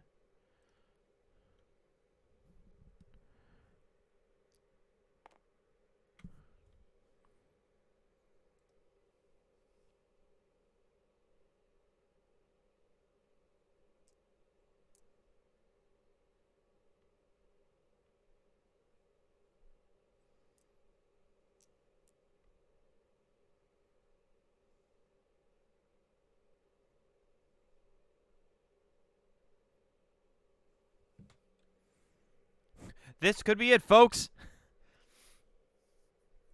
I mean, we are like pretty much exact both sides. It has been interesting to see how the Earth Mirror is going to be folding out.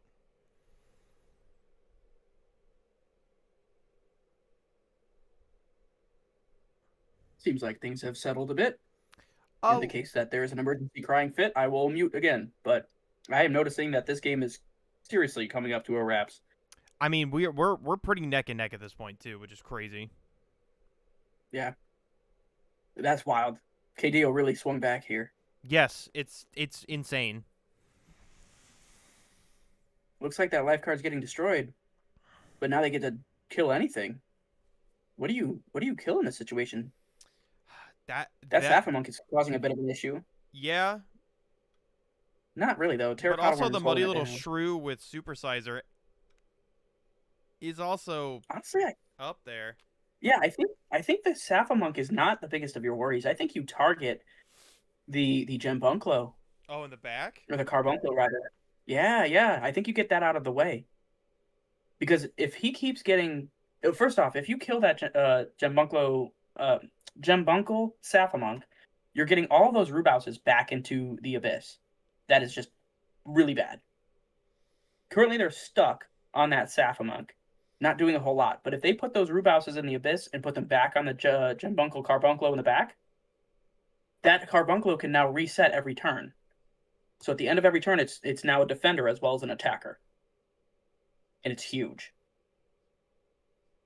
So I think in order to use your Calcified Knight the best here, you're gonna want to kill uh this Carbunclo, because then the Calcified Knight rams into the Ortho Hoarder and does the last damage. Ready Muddy Little Shrew, attack with Muddy Little Shrew for game. But they also have their Mossagate ability. This is a really rough one. I mean, they've been trading back I'm and not forth. sure. Plus, the other thing too, you got to remember. So Reese has a Vanillify. Reese also has a no treats in there too. So Ooh. Well, I don't know. Are they? I don't think any Wits cards are planning to come out here from KDO's side. well, Getting that Mayhem back is going to be a big problem. oh, 100%. What is? My printer is now printing something. Sorry.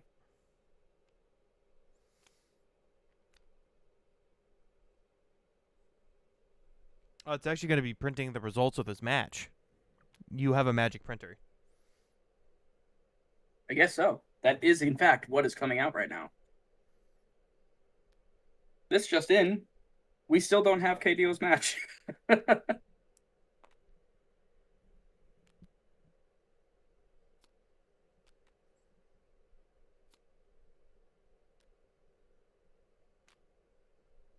The results of KDO's match are actually in. It says Q's won. That's crazy. Yeah, I actually have gotten first place this entire time. Really is a magic printer.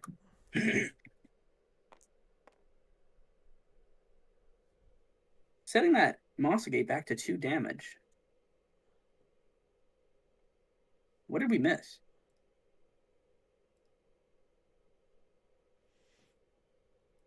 Now there's a Moundling. Dangerboat is on the field there. So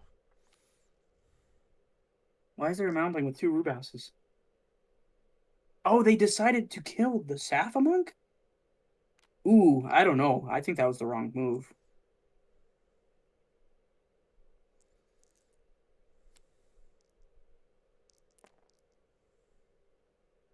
Okay, Dio's turn now.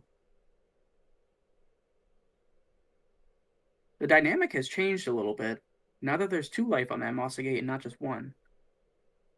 I think I was misremembering. They count up, not down. So it's not 2 life left. It's 2 damage currently out of 6.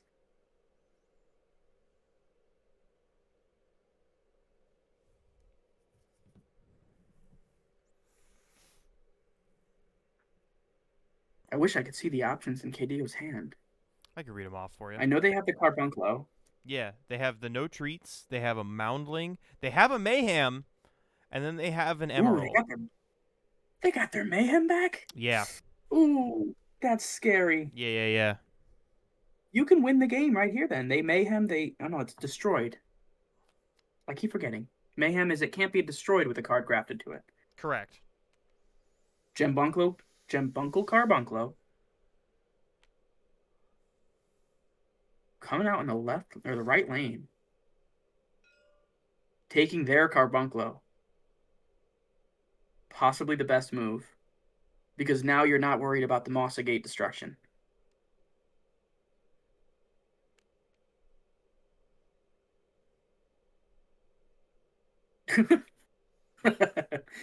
Just cards shuffling around on the board.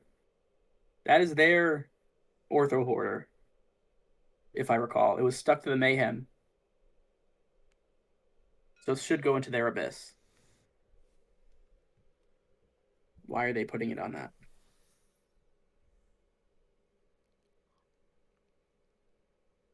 This is a funny game. This is remembering where everything was. I'll be honest. I've lost track of the plot in this game, mainly because there's so much on board right now. Yeah, there's a lot happening. Pretty strategical game too.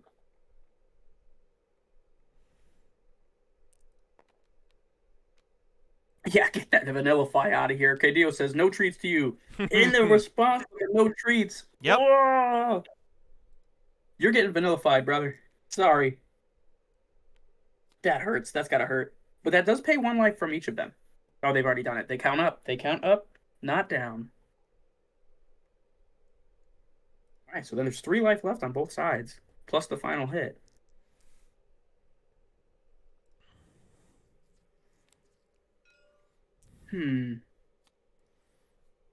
Right, it was negated so they don't pay the life cost. Correct.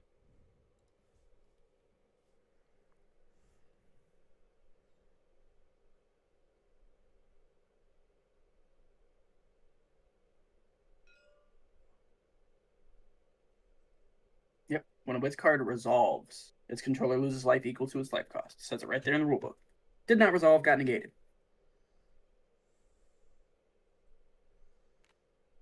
Carbunculo going in. That's a free 2 damage.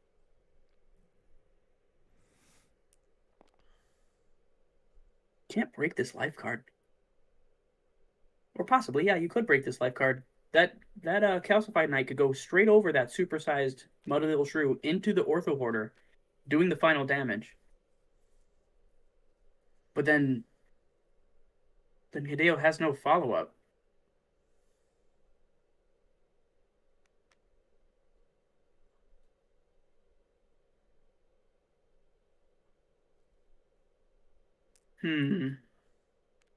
Attacking here, yep, going into the Ortho Hoarder.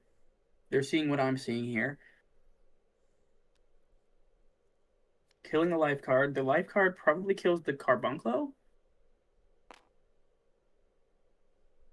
Oh, the Terracotta Worm. Ouch. That is a rough loss. It is. Oop. Did one of those go back in deck? I don't know. Oh, well. Even if it did, it's fine.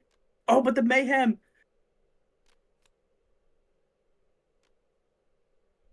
Just pulling them all back. Can't attack, though. Not enough soul points to attack with it. Even if they could, really isn't a whole lot going on there. They've got 4,500 on that Mayhem. And at this point in time, I think a perma-boosted Ortho Hoarder could get past that. They're going to use the ability of their Mossa Gate to put a couple of souls back on the top.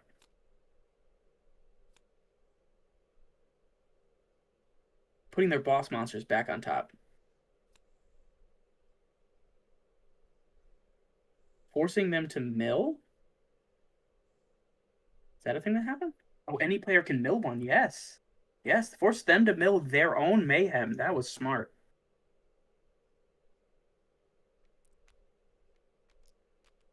Starting off with 5 soul points on Reese's side. This is going to be a really tough game to overcome here. I think KDO might just be out. Those moundlings, well, the moundling over in the left, ramming for 2 damage. There's nothing that KDO can kill that will seal it up. Why are they starting at 3? They should be starting at 5. Oh, they're readying the same thing. Yeah, that's it. That's the end of the game. It is. Wow, Reese takes it. That was a tough one. KD Well, will really put in a lot of work. Yeah, there's a couple different ways you could do it here. yeah. Moundling into there, you can reset the Moundling, attack with it again, or you can just attack with the Muddy Little Shrew or the Carbuncle. It really does not matter. Just needs to take one final hit.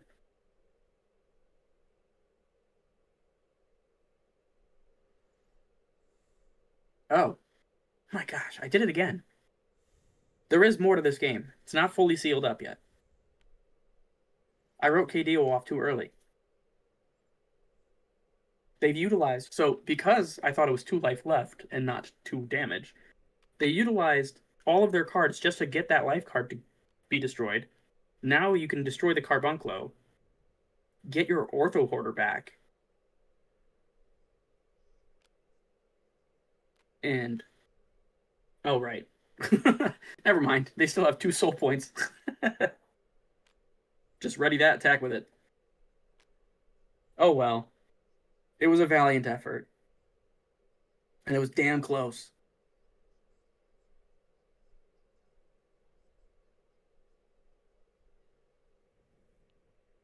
Wow.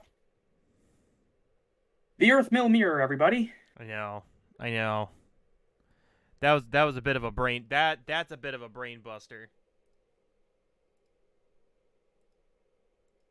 Yeah. So I don't think we got to see the deck out rules here. If both players But if deck out, both the players game deck out, ends. the game's over. Yeah. And it's whoever has the most amount of life cards left. And if both players have the same amount of life cards, the player with the most cumulative life of those life cards wins. So it looks like Reese took it against KDO. I believe Danger Boat is putting that in the chat here. Yep, table chat. Table 1, Reese won. Congratulations, Reese, if you're in here. 2-0. For somebody that said they weren't going to play today, you're doing quite well. I was about to say. Could you imagine if you sat this out? I mean, come on, you're currently undefeated. All right, I believe everybody's in here, right? Oh yeah, I can get you back in here. Sorry. Sorry, I'm jumping around. Real quick, I don't know. I want to make sure this is okay with you guys, but after the end of the 3rd round, we'll figure out who's the winner. If everyone could DM me their addresses, including the chat, just to like send stuff out. I don't know if that's okay with you guys. I want to make sure that's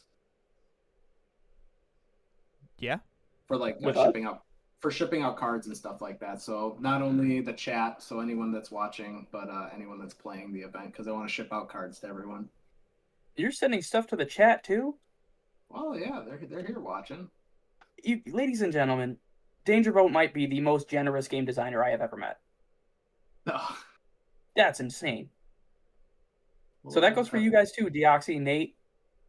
You guys go ahead and send Danger Boat your shipping address, and I guess he'll send you out some cards just for being here and watching. Heck yeah. Oh yeah, KDO. That's actually probably a better idea. So I will I'll do that this 3rd round while we're playing. I'll spin up a Google form. Good call. A Google form. For what? For the shipping addresses. So Oh, I can yeah, just I like suppose that makes sense. create a form. What's your shipping address? Yeah. Oh, All right. great. Well, I've got round 3 loaded up here. Final round of this tournament. I just want to say thank you, everybody, for coming. This has been such a blast to host, such an insane games to watch. I've just been super hyped to watch all of these people play this amazing game, and I'm super excited to see the future of it as well. I So, have been. I also want to echo that. This has been an incredible event to be able to commentate for. some insane plays back and forth. KDO, you fought so hard in that game. So many brilliant plays that even I wouldn't have thought of. Just well done. Reese, congratulations again. Um, I've got the final round pairings here. In table 1, we're going to have Reese versus Big Daddy. I believe Big Daddy is also undefeated. So good luck with that one. Uh, Yeah, the fabled that's going to be our reanimator featured deck. match, too. That's our featured match. So, table 2, we've got Cardboard versus Chess Killer. In table 3, we've got KDO versus Darth Icky. Good luck, everyone.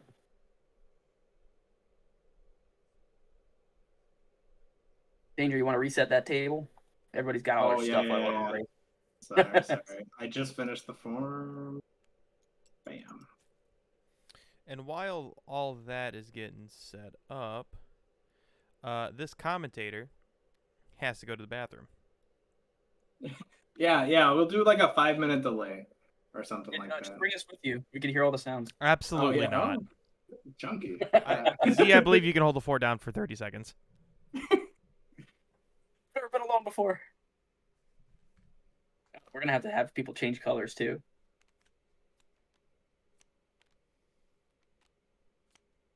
Whoop, I guess they're just gonna stick around where they are. That works for me. Oh, but wait. Q is in the bathroom. I cannot hold down the fort. I do not control the stream. Oh yeah. I'll go tell them. I'll be right back. Okay. It's like, wait. I don't even know where our feature match is. I think it's in the center here. Yep. No. It's so funny.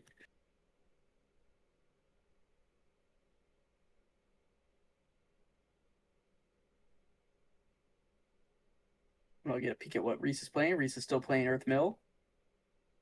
We've got Chess Killer, who is playing Reanimator. I believe that was what they played first round too. KDO is playing Reanimator. Or, no, they're playing Earth, right? Yes. Darth Icky with the Fire deck. Big Daddy is playing Reanimator.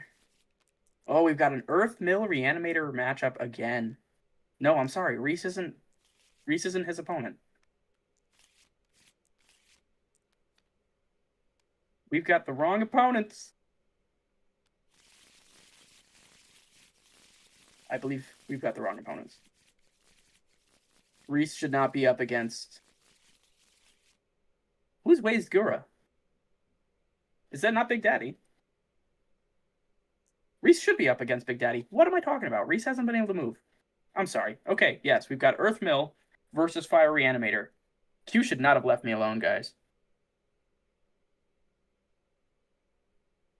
Sitting here deliberating on stream. 2 undefeated players in this tournament. Earth Mill and Fire Reanimator. This should be one hell of a matchup. Big Daddy played against me just the other day, and I was playing my constructed Earth Mill deck while they were playing their constructed Fire Reanimator deck. So hopefully they can take that knowledge into this matchup. Reese, brand new player, just started playing today. I mean today. Like earlier this morning was their first match. They were feeling a little wishy-washy, weren't sure if they should jump into the tournament. Here they are, completely undefeated. Just goes to show you, don't be afraid. Even experienced players can fall. Oh, and everyone's gonna wait until Q is back, just so we can make sure the stream is all streaming. Ah, very nice. Joke's on you. I set Good it to up know that he before could I probably. left. Okay, I was like, you could probably cut out all of that deliberation from me. That'd be great. No, I have it all set up. Great. Cool. Immortalized. I'll go let him know. But yeah, we've got another Earth Mill Fire Reanimator matchup, Q. I don't know if you heard that. That is insane. Yeah, kicking it back off, back to round 1, but with round 3. Earth Mill, Reese hasn't been able to move, or hasn't had to move, from this side of the table all game. Reese has been featured every match. I know. Rip Reese. But I guess the pressure's doing well for them because they've won every game. Put the Tome of the Earth up in the front here against Fire Reanimator is a bit risky. It will get killed very fast. Looks like Big Daddy is starting off with draw 2, discard 2, the good old From the Ashes.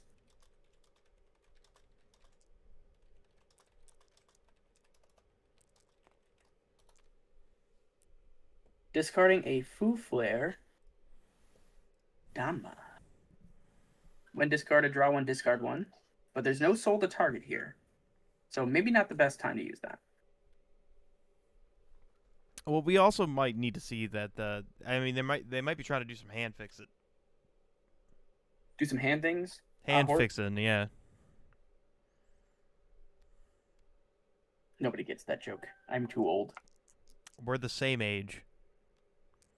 Too old.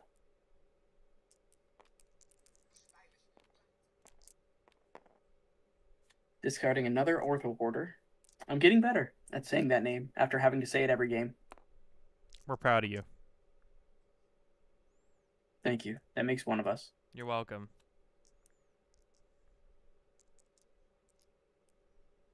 Really deliberating. Lucky Cricket coming down. I love Lucky Cricket, man. Such a good card. Discarding Vanillify, saying I really don't need this. That's interesting. Ooh, Arachnodoom as well. Hopefully those draws pay off. Those are some pretty good cards to discard.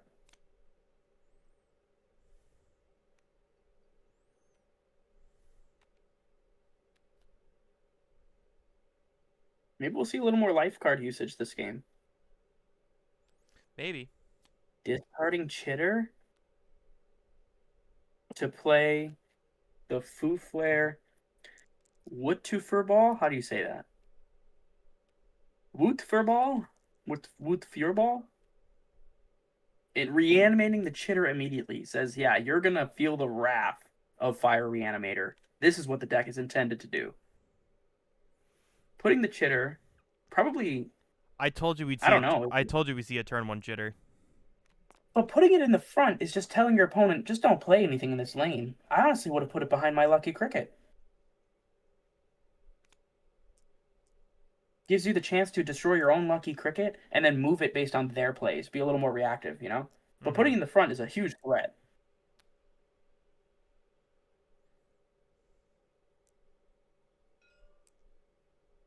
Telling you, do not play anything in this lane, in your left lane. That looks like they're spending all of their soul points, using the last one to attack with the Chitter. Just doing a cool 3 damage right off the bat. Like I was saying before, putting that Tome of the Earth in the front is going to be very hard on Reese. I don't know if that was the proper move. Getting the Gembunkle, the search, could be helpful. I think in this matchup specifically. Now, I think this is one of those scenarios where putting the tome in the front was definitely a mistake. But also, you can't really expect a turn 1 Chitter to happen, right? That's insane. You always got to play as if they have it. No, I know, but man, what a crazy play. Look at this. Lil Shrew back into the center where he belongs. Right where he belongs. Getting a Moundling right off the top. This couldn't have been better for them. Oof, that's a rough one, though. Bottle of Vitality. And an Ortho Hoarder. Wow. They've got access to all that stuff. With the Tome of the Earth, they can just add back the Bottle of Vitality. Ortho Hoarder's great in the Abyss, and so is... Oh, Moundling's not going to be there for long. It's going to be played right out to the board. Probably played in the Chitter lane. That way you can just get some free damage in.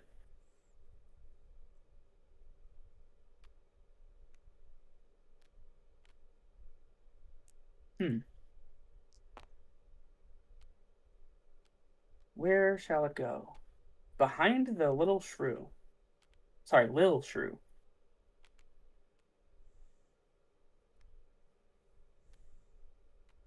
It's an interesting placement. Oh, playing another one from hand. Drawing Moundling always hurts. You hate to see it.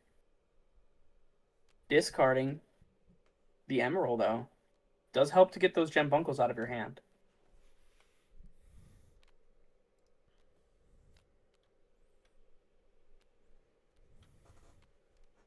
Wonder, yep, they're just immediately going to graft that over here onto the Moundling that they first played in the center.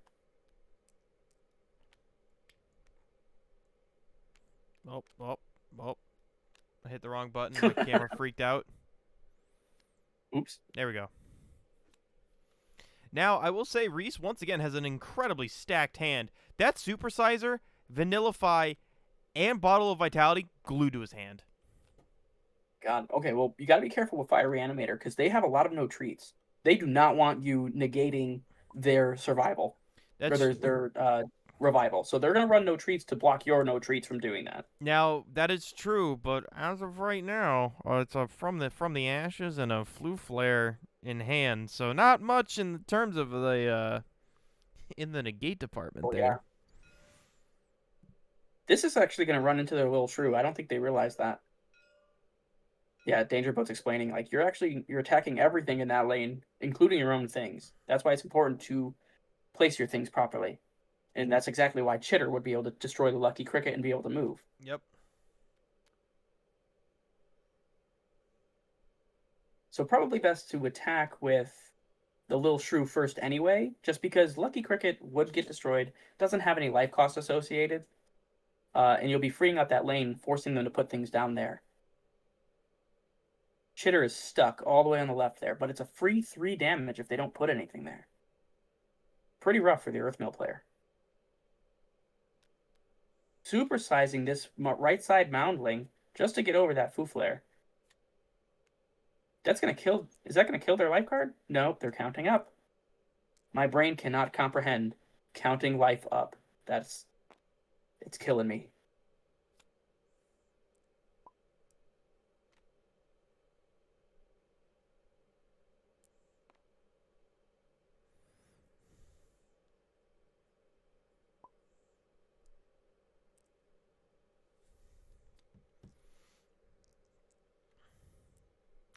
I do love that we do have a 5k Moundling on board.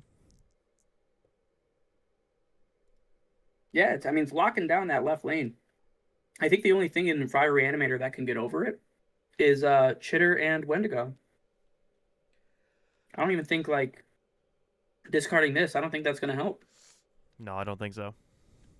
Grants 1,500 power, but it's still not enough. We did discard Dama to drop the little 3 guy.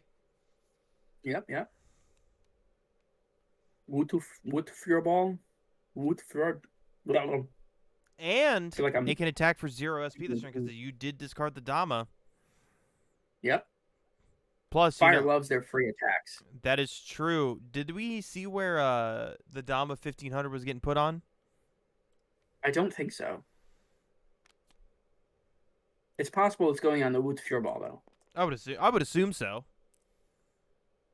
But it's still not enough to get past that 5,000 Moundling, so they must have a Perma Boost or something in hand. No, they don't. You told us what we had in hand. They had that from the ashes. I wonder what they drew.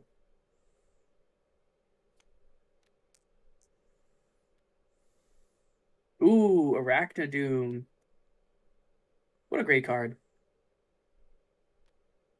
Just the best defender. You know what they say, the best defense is a good offense. You know what else they say? What? The best defense is just kicking the table over. There you go. They can't win if you, like, just flip all their cards.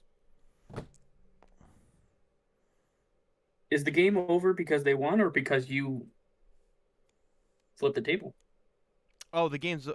Well, listen. The game's over because the table's gone. There you go. Winner doesn't matter at that point. learn how to banish things, and you can just banish the table. Banish the Now there was never a game table. in the first place. Cast that alakablam. Yeah, you can't Blast lose a if you hole in never the played. table. Can't lose if you've never played. What words to live by? Utefur ball. Yeah, you got me, Danger. I don't know, man. I tried. Woot fu ball man. Thanks. Wute I tried. futuler bowman. You gotta say it like with a Minnesota accent. Oh, Wute fuburu man. Nailed it. Got it in Okay. one. All right, we got a Moundling with an Emerald still. Shout out. I think Big Daddy's really deliberating here. Or is it? No, it's actually Reese's turn. It is Reese's turn. I got too distracted trying to say woo foo flare thing. Yeah, it's gonna ram right into the Arachnodoom. I don't know. I guess they're just like, yeah, whatever. I don't care. Ah, they're vanillifying it. I don't know if that counts. Does that count? Doesn't trigger until when destroyed. So does it lose that for the rest of the turn? Yeah, negate its effects until the end of the turn. It's one way to get around an Arachnodoom. Ooh. No, not new treats. 2 gem bunkles off of a mill, though. Can ask for better. I know. You can ask for better.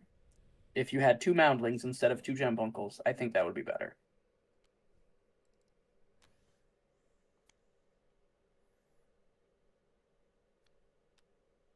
What to do in this situation?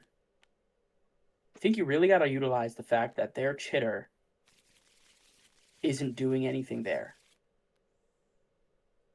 So if you start dropping things in that lane and just going to town on their life cards, the Chitter can't kill anything still because it's just a used soul. Grafting a Saphamunk to the same Moundling that has the Emerald. Is there anything grafted on the Chitter right now? Does not look to be that way. Just a vanilli, just a milli vanilli. Pretty much. That's crazy.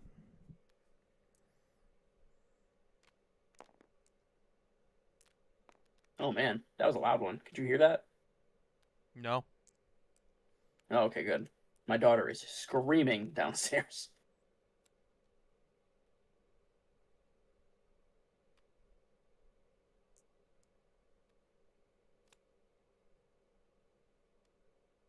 You never like to see the Reanimator deck looking in their abyss. That's a scary time. I don't think they discarded anything of use though. I'm not sure. We did see our first sudden revival of an Arachnodoom though. That was pretty neat. Just the other game. Listen, Arachnodoom, I think we're both on the same page of like this card's disgustingly good. It's really good. It being at 0 life cost too, it's like, yeah, you just get to kill the soul. You take no life damage. Well, and One of the best defenders. The other thing about it too, the only way to deal with it is with Vanillify. Like there's exactly one card out for it. Well, it's also I wonder if I'm not sure if this works, but if you Mayhem, Mayhem Mad Scientist, if you steal an Arachnodoom that they already have in their abyss, I don't think it can get destroyed by the Arachnodoom's effect. Ooh, what is this? This is a new card. Ancestral Grudge. Target a ready soul you control. It enters combat with your opponent's soul. Ooh. Free combat. That's pretty good. Oh, and it's gonna allow. Oh yeah, that's a definite no treats target. But here's where you see the follow up no treats. Do we have it? I don't think we have it. I Oh, don't think that's a I don't think shame. we do. Ouch. Somehow this is still killing the life card. Oh, because it costs 1 to do no treats. So they're still getting their Gem search. They didn't have the Carbuncle yet. That's interesting. Carbuncle's going to be able to take their chitter too. Ouch. Oof, this was a real rough play for Fire Reanimator. That no treats put in work.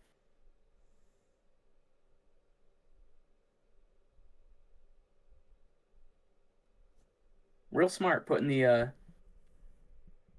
Ancestral Grudge there. That was cool. Because if you could put the chitter in a different lane, I think it's over for Earth Mill. There's no way to come back if they're killing all your stuff. Still costs soul points to attack, but I mean, this is what we were talking about round one of like fire reanimate not seeing their pieces they needed to fight Earthmill, and now we're exactly seeing basically just every counterplay. yeah. Earthmill against Fire Reanimator, it's like one of the best matchups for Earthmill, honestly. The Vanillafies, the Dusteds, just the fact that you can put on constant pressure with Moundlings and grafting your souls. This Jet Black Cat, though, this is Big Daddy's ace card. Looks like they're reviving an Arachnodoom somehow. I believe it's with their life card. I think you're right. Yeah, which one is it? Must be this Clear Quartz. Send 3 souls from your abyss to dust to return a soul from your abyss to the battlefield ready. Yes.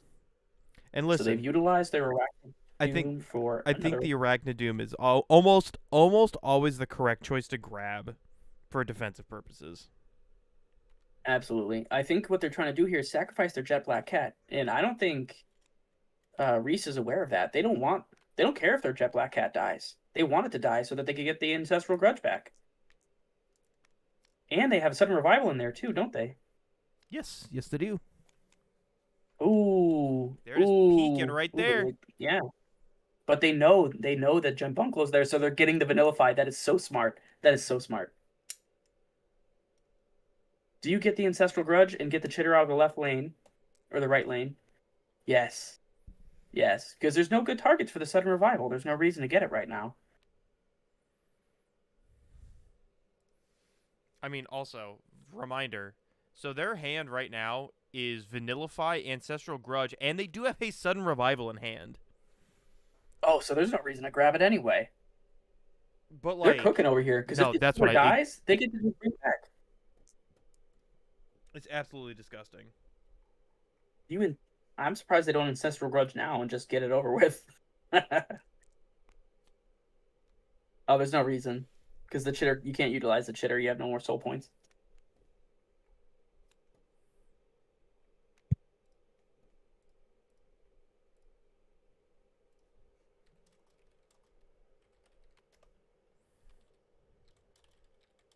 Oh my god.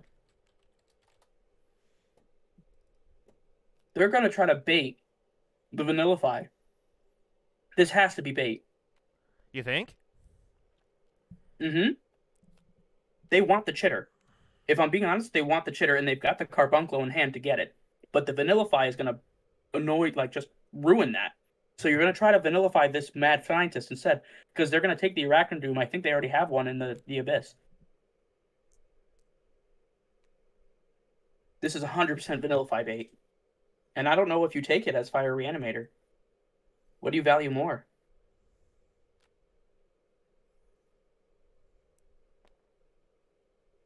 I guess they're letting him do it. Didn't work. So Mayhem's not going to get destroyed by the Arachnodoom when it attacks.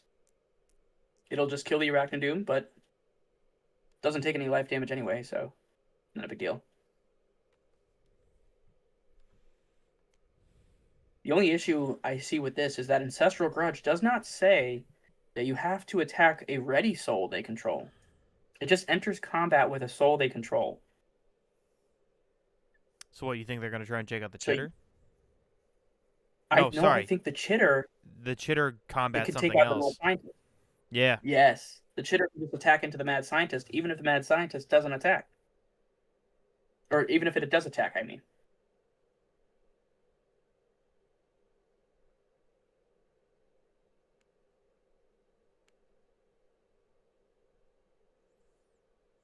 What are your values? You're right, Germ 2. What do you value more?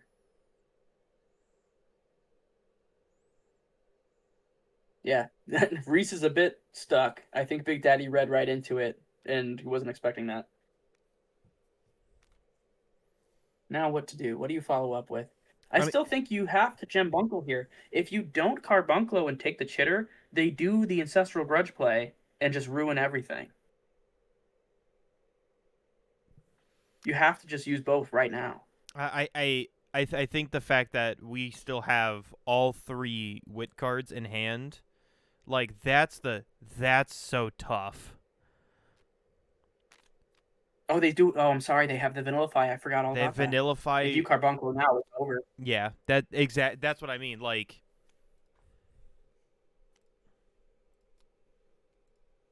we're Oof, this is a tough spot to be in.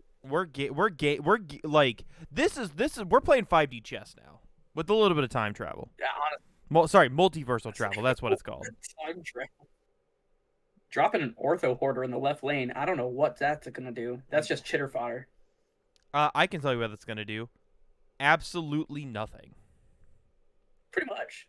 It's like setting up a defender that doesn't really exist. Ooh, they're swinging. Yeah, they're trying to kill that cricket. Not sure why. Doesn't really do a whole lot. They You're just gonna have to hate ready that. They shrew in hate order that for it to one. matter. They hate that cricket. They're like, nah. Hey, he's been there since turn 1. At a certain point in time, you've overstayed your welcome.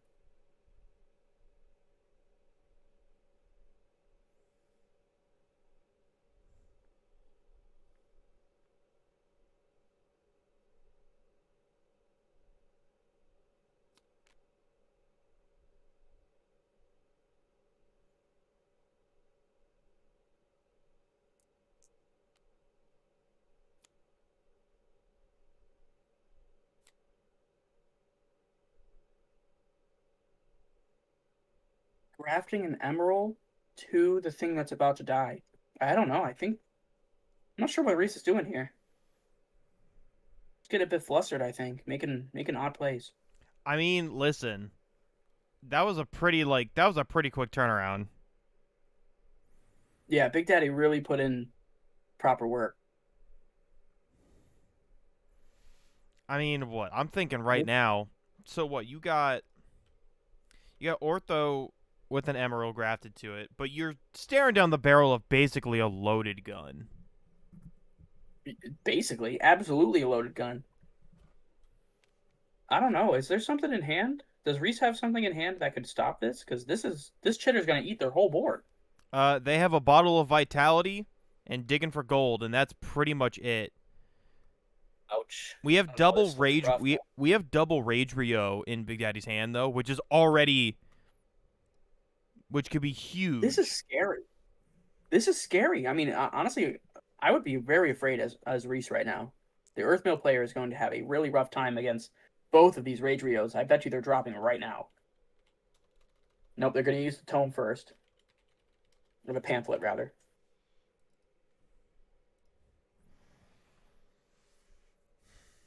Suggest the Fire Soul, ready soul you control. Ooh. Rage Rio is a Fire Soul, so they're going to ready their Foo Flare. What the fuck? No, I tried. Whatever. Woot fu ballman. Why are you saying man? Because it's ballman at the end. No, it's just ball. Well, that's how Danger typed it. Oot the foo ball man. See, I'm not crazy. Calling him ball man now. I'm just gonna call him ball man. Ballman. Yeah, we got a ball man hitting the board. Hell yeah, ballman. There it is. I told you. There it goes. There's no way. I mean, what other play are you gonna do? Chitter is gonna attack this mad scientist right now, and then just go to town on the Ortho Hoarder, or better yet, just move it over and attack for face. Yo, there it is. Attack the mad scientist. You're so right. Yeah, absolutely. That's the play. It's just the play. They're gonna take 3 damage off this hit. Ouch. Ancestral Grudge is one hell of a card. It's fantastic. Oh, and they're okay. So now the Chitter gets to move over and attack face and just do the other 3 damage, but then it's gonna die. It's a shame. that there's a sudden revival in hand. And that's all for 0 SP. This game might be over. If Big Daddy plays this right, this game might be over already.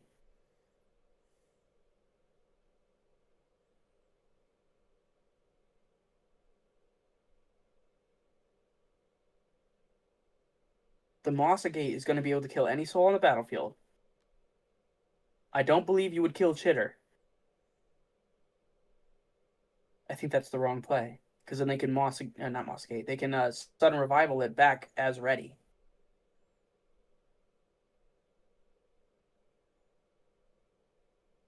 Then again, they've already got the ball man ready to attack right there. He's sudden revivaling right now. That's interesting. Trying to bait out a no treats, maybe?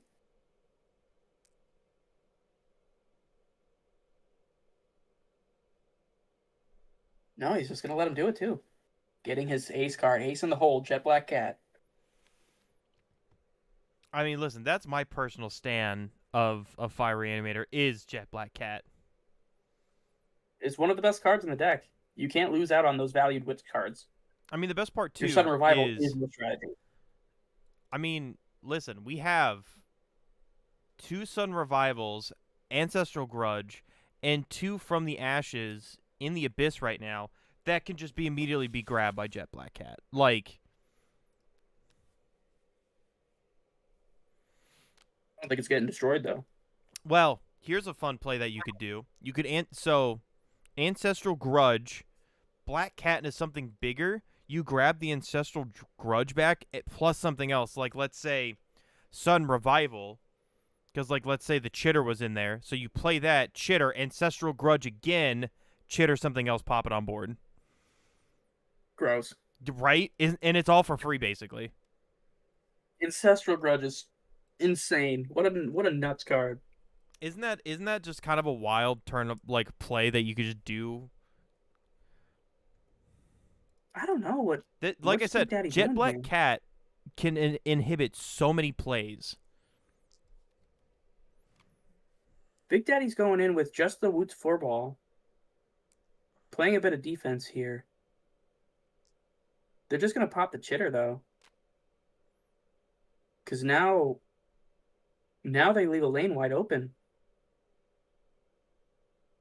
I think Reese might be able to take this now. I think Big Daddy might have punted.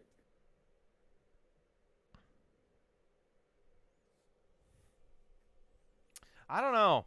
They still have Vanillify in hand. Right. The Carbuncle isn't going to do a whole lot here. So, I mean, ignoring that card, there's got to be more that they can do. They're going to start with 5 SP to close this out. You just play a couple things in the left lane and attack face.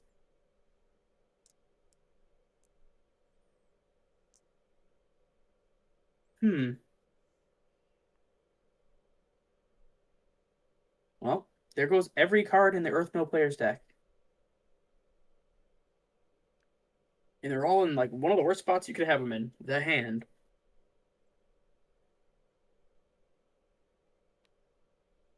Coming out with the the line guy, Carbuncle, that's going to immediately get hit with Vanillify, I bet. I can only imagine.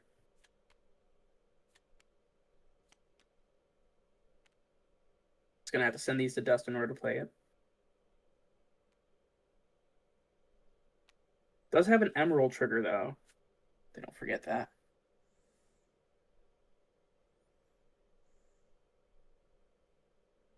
They can stop the Jet Black Cat from attacking, or the Wood Ballman from attacking next turn. Just for whatever reason, if they can't close it out here.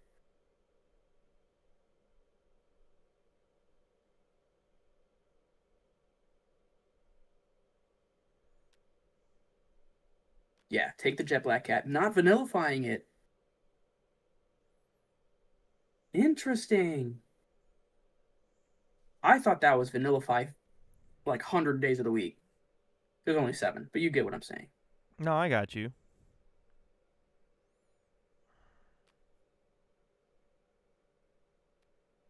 Using 2 soul points to ready these guys.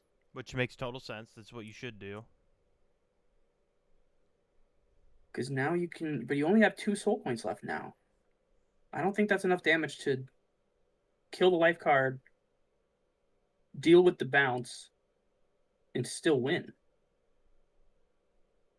Because the clear quartz is going to be able to bounce 2 souls back to hand, and you better believe it's the carbuncle. They're overcommitting. They're overcommitting on the carbuncle. It's going to come back to bite them.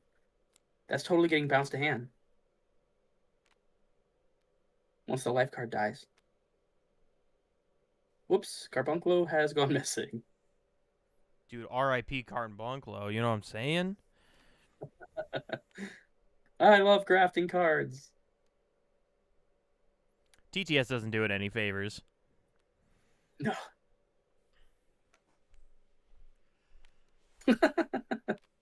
We love snap points. Dude, I have the same problem in my game, so. Can't attack with the carbuncle. It's going to run into the muddy little shrew. I think they keep forgetting that. No, I think you're right. I do think they keep forgetting that. It looks like Daddy's forgetting it too. What? Oh, no. Yeah, Daddy's just letting it happen. Oh, no. Letting it go again.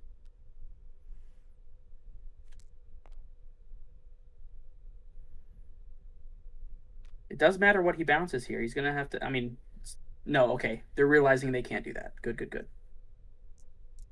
Passing turn. Okay. Don't forget your bottle of vitality, though. Did use that when you didn't have to.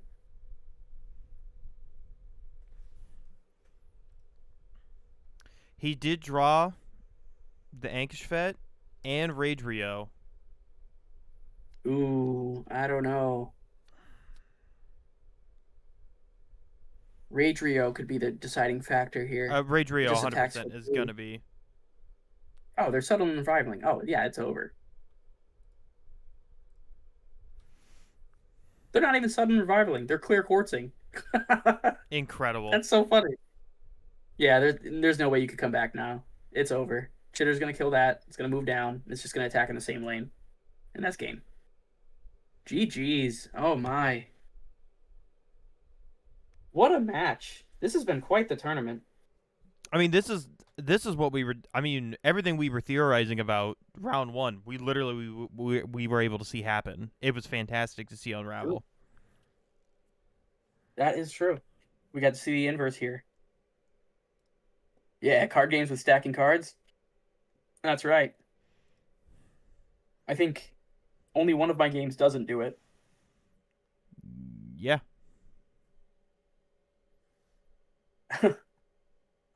All right. I missed the, what do you call it? The closing, what's the word? Oh my god. Match results. The match results for Cardboard versus Chess Killer. Don't think I have those.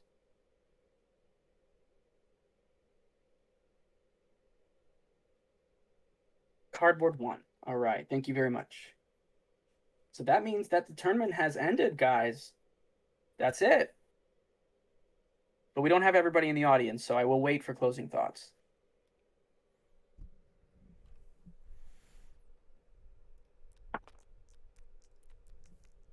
What did everybody think?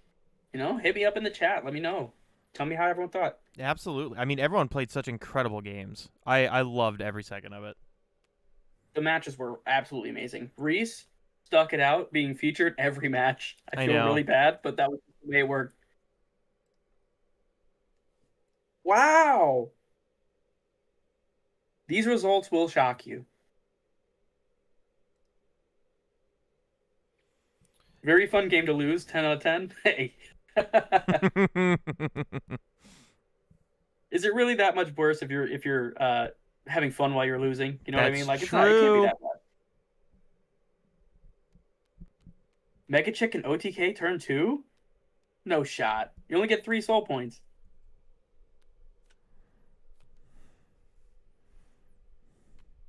Mega Chick is ridiculous. I'll give you that. You know, that actually wouldn't surprise but me. you gain them back. You're right. You gain them back from the Mega Chick. You're right.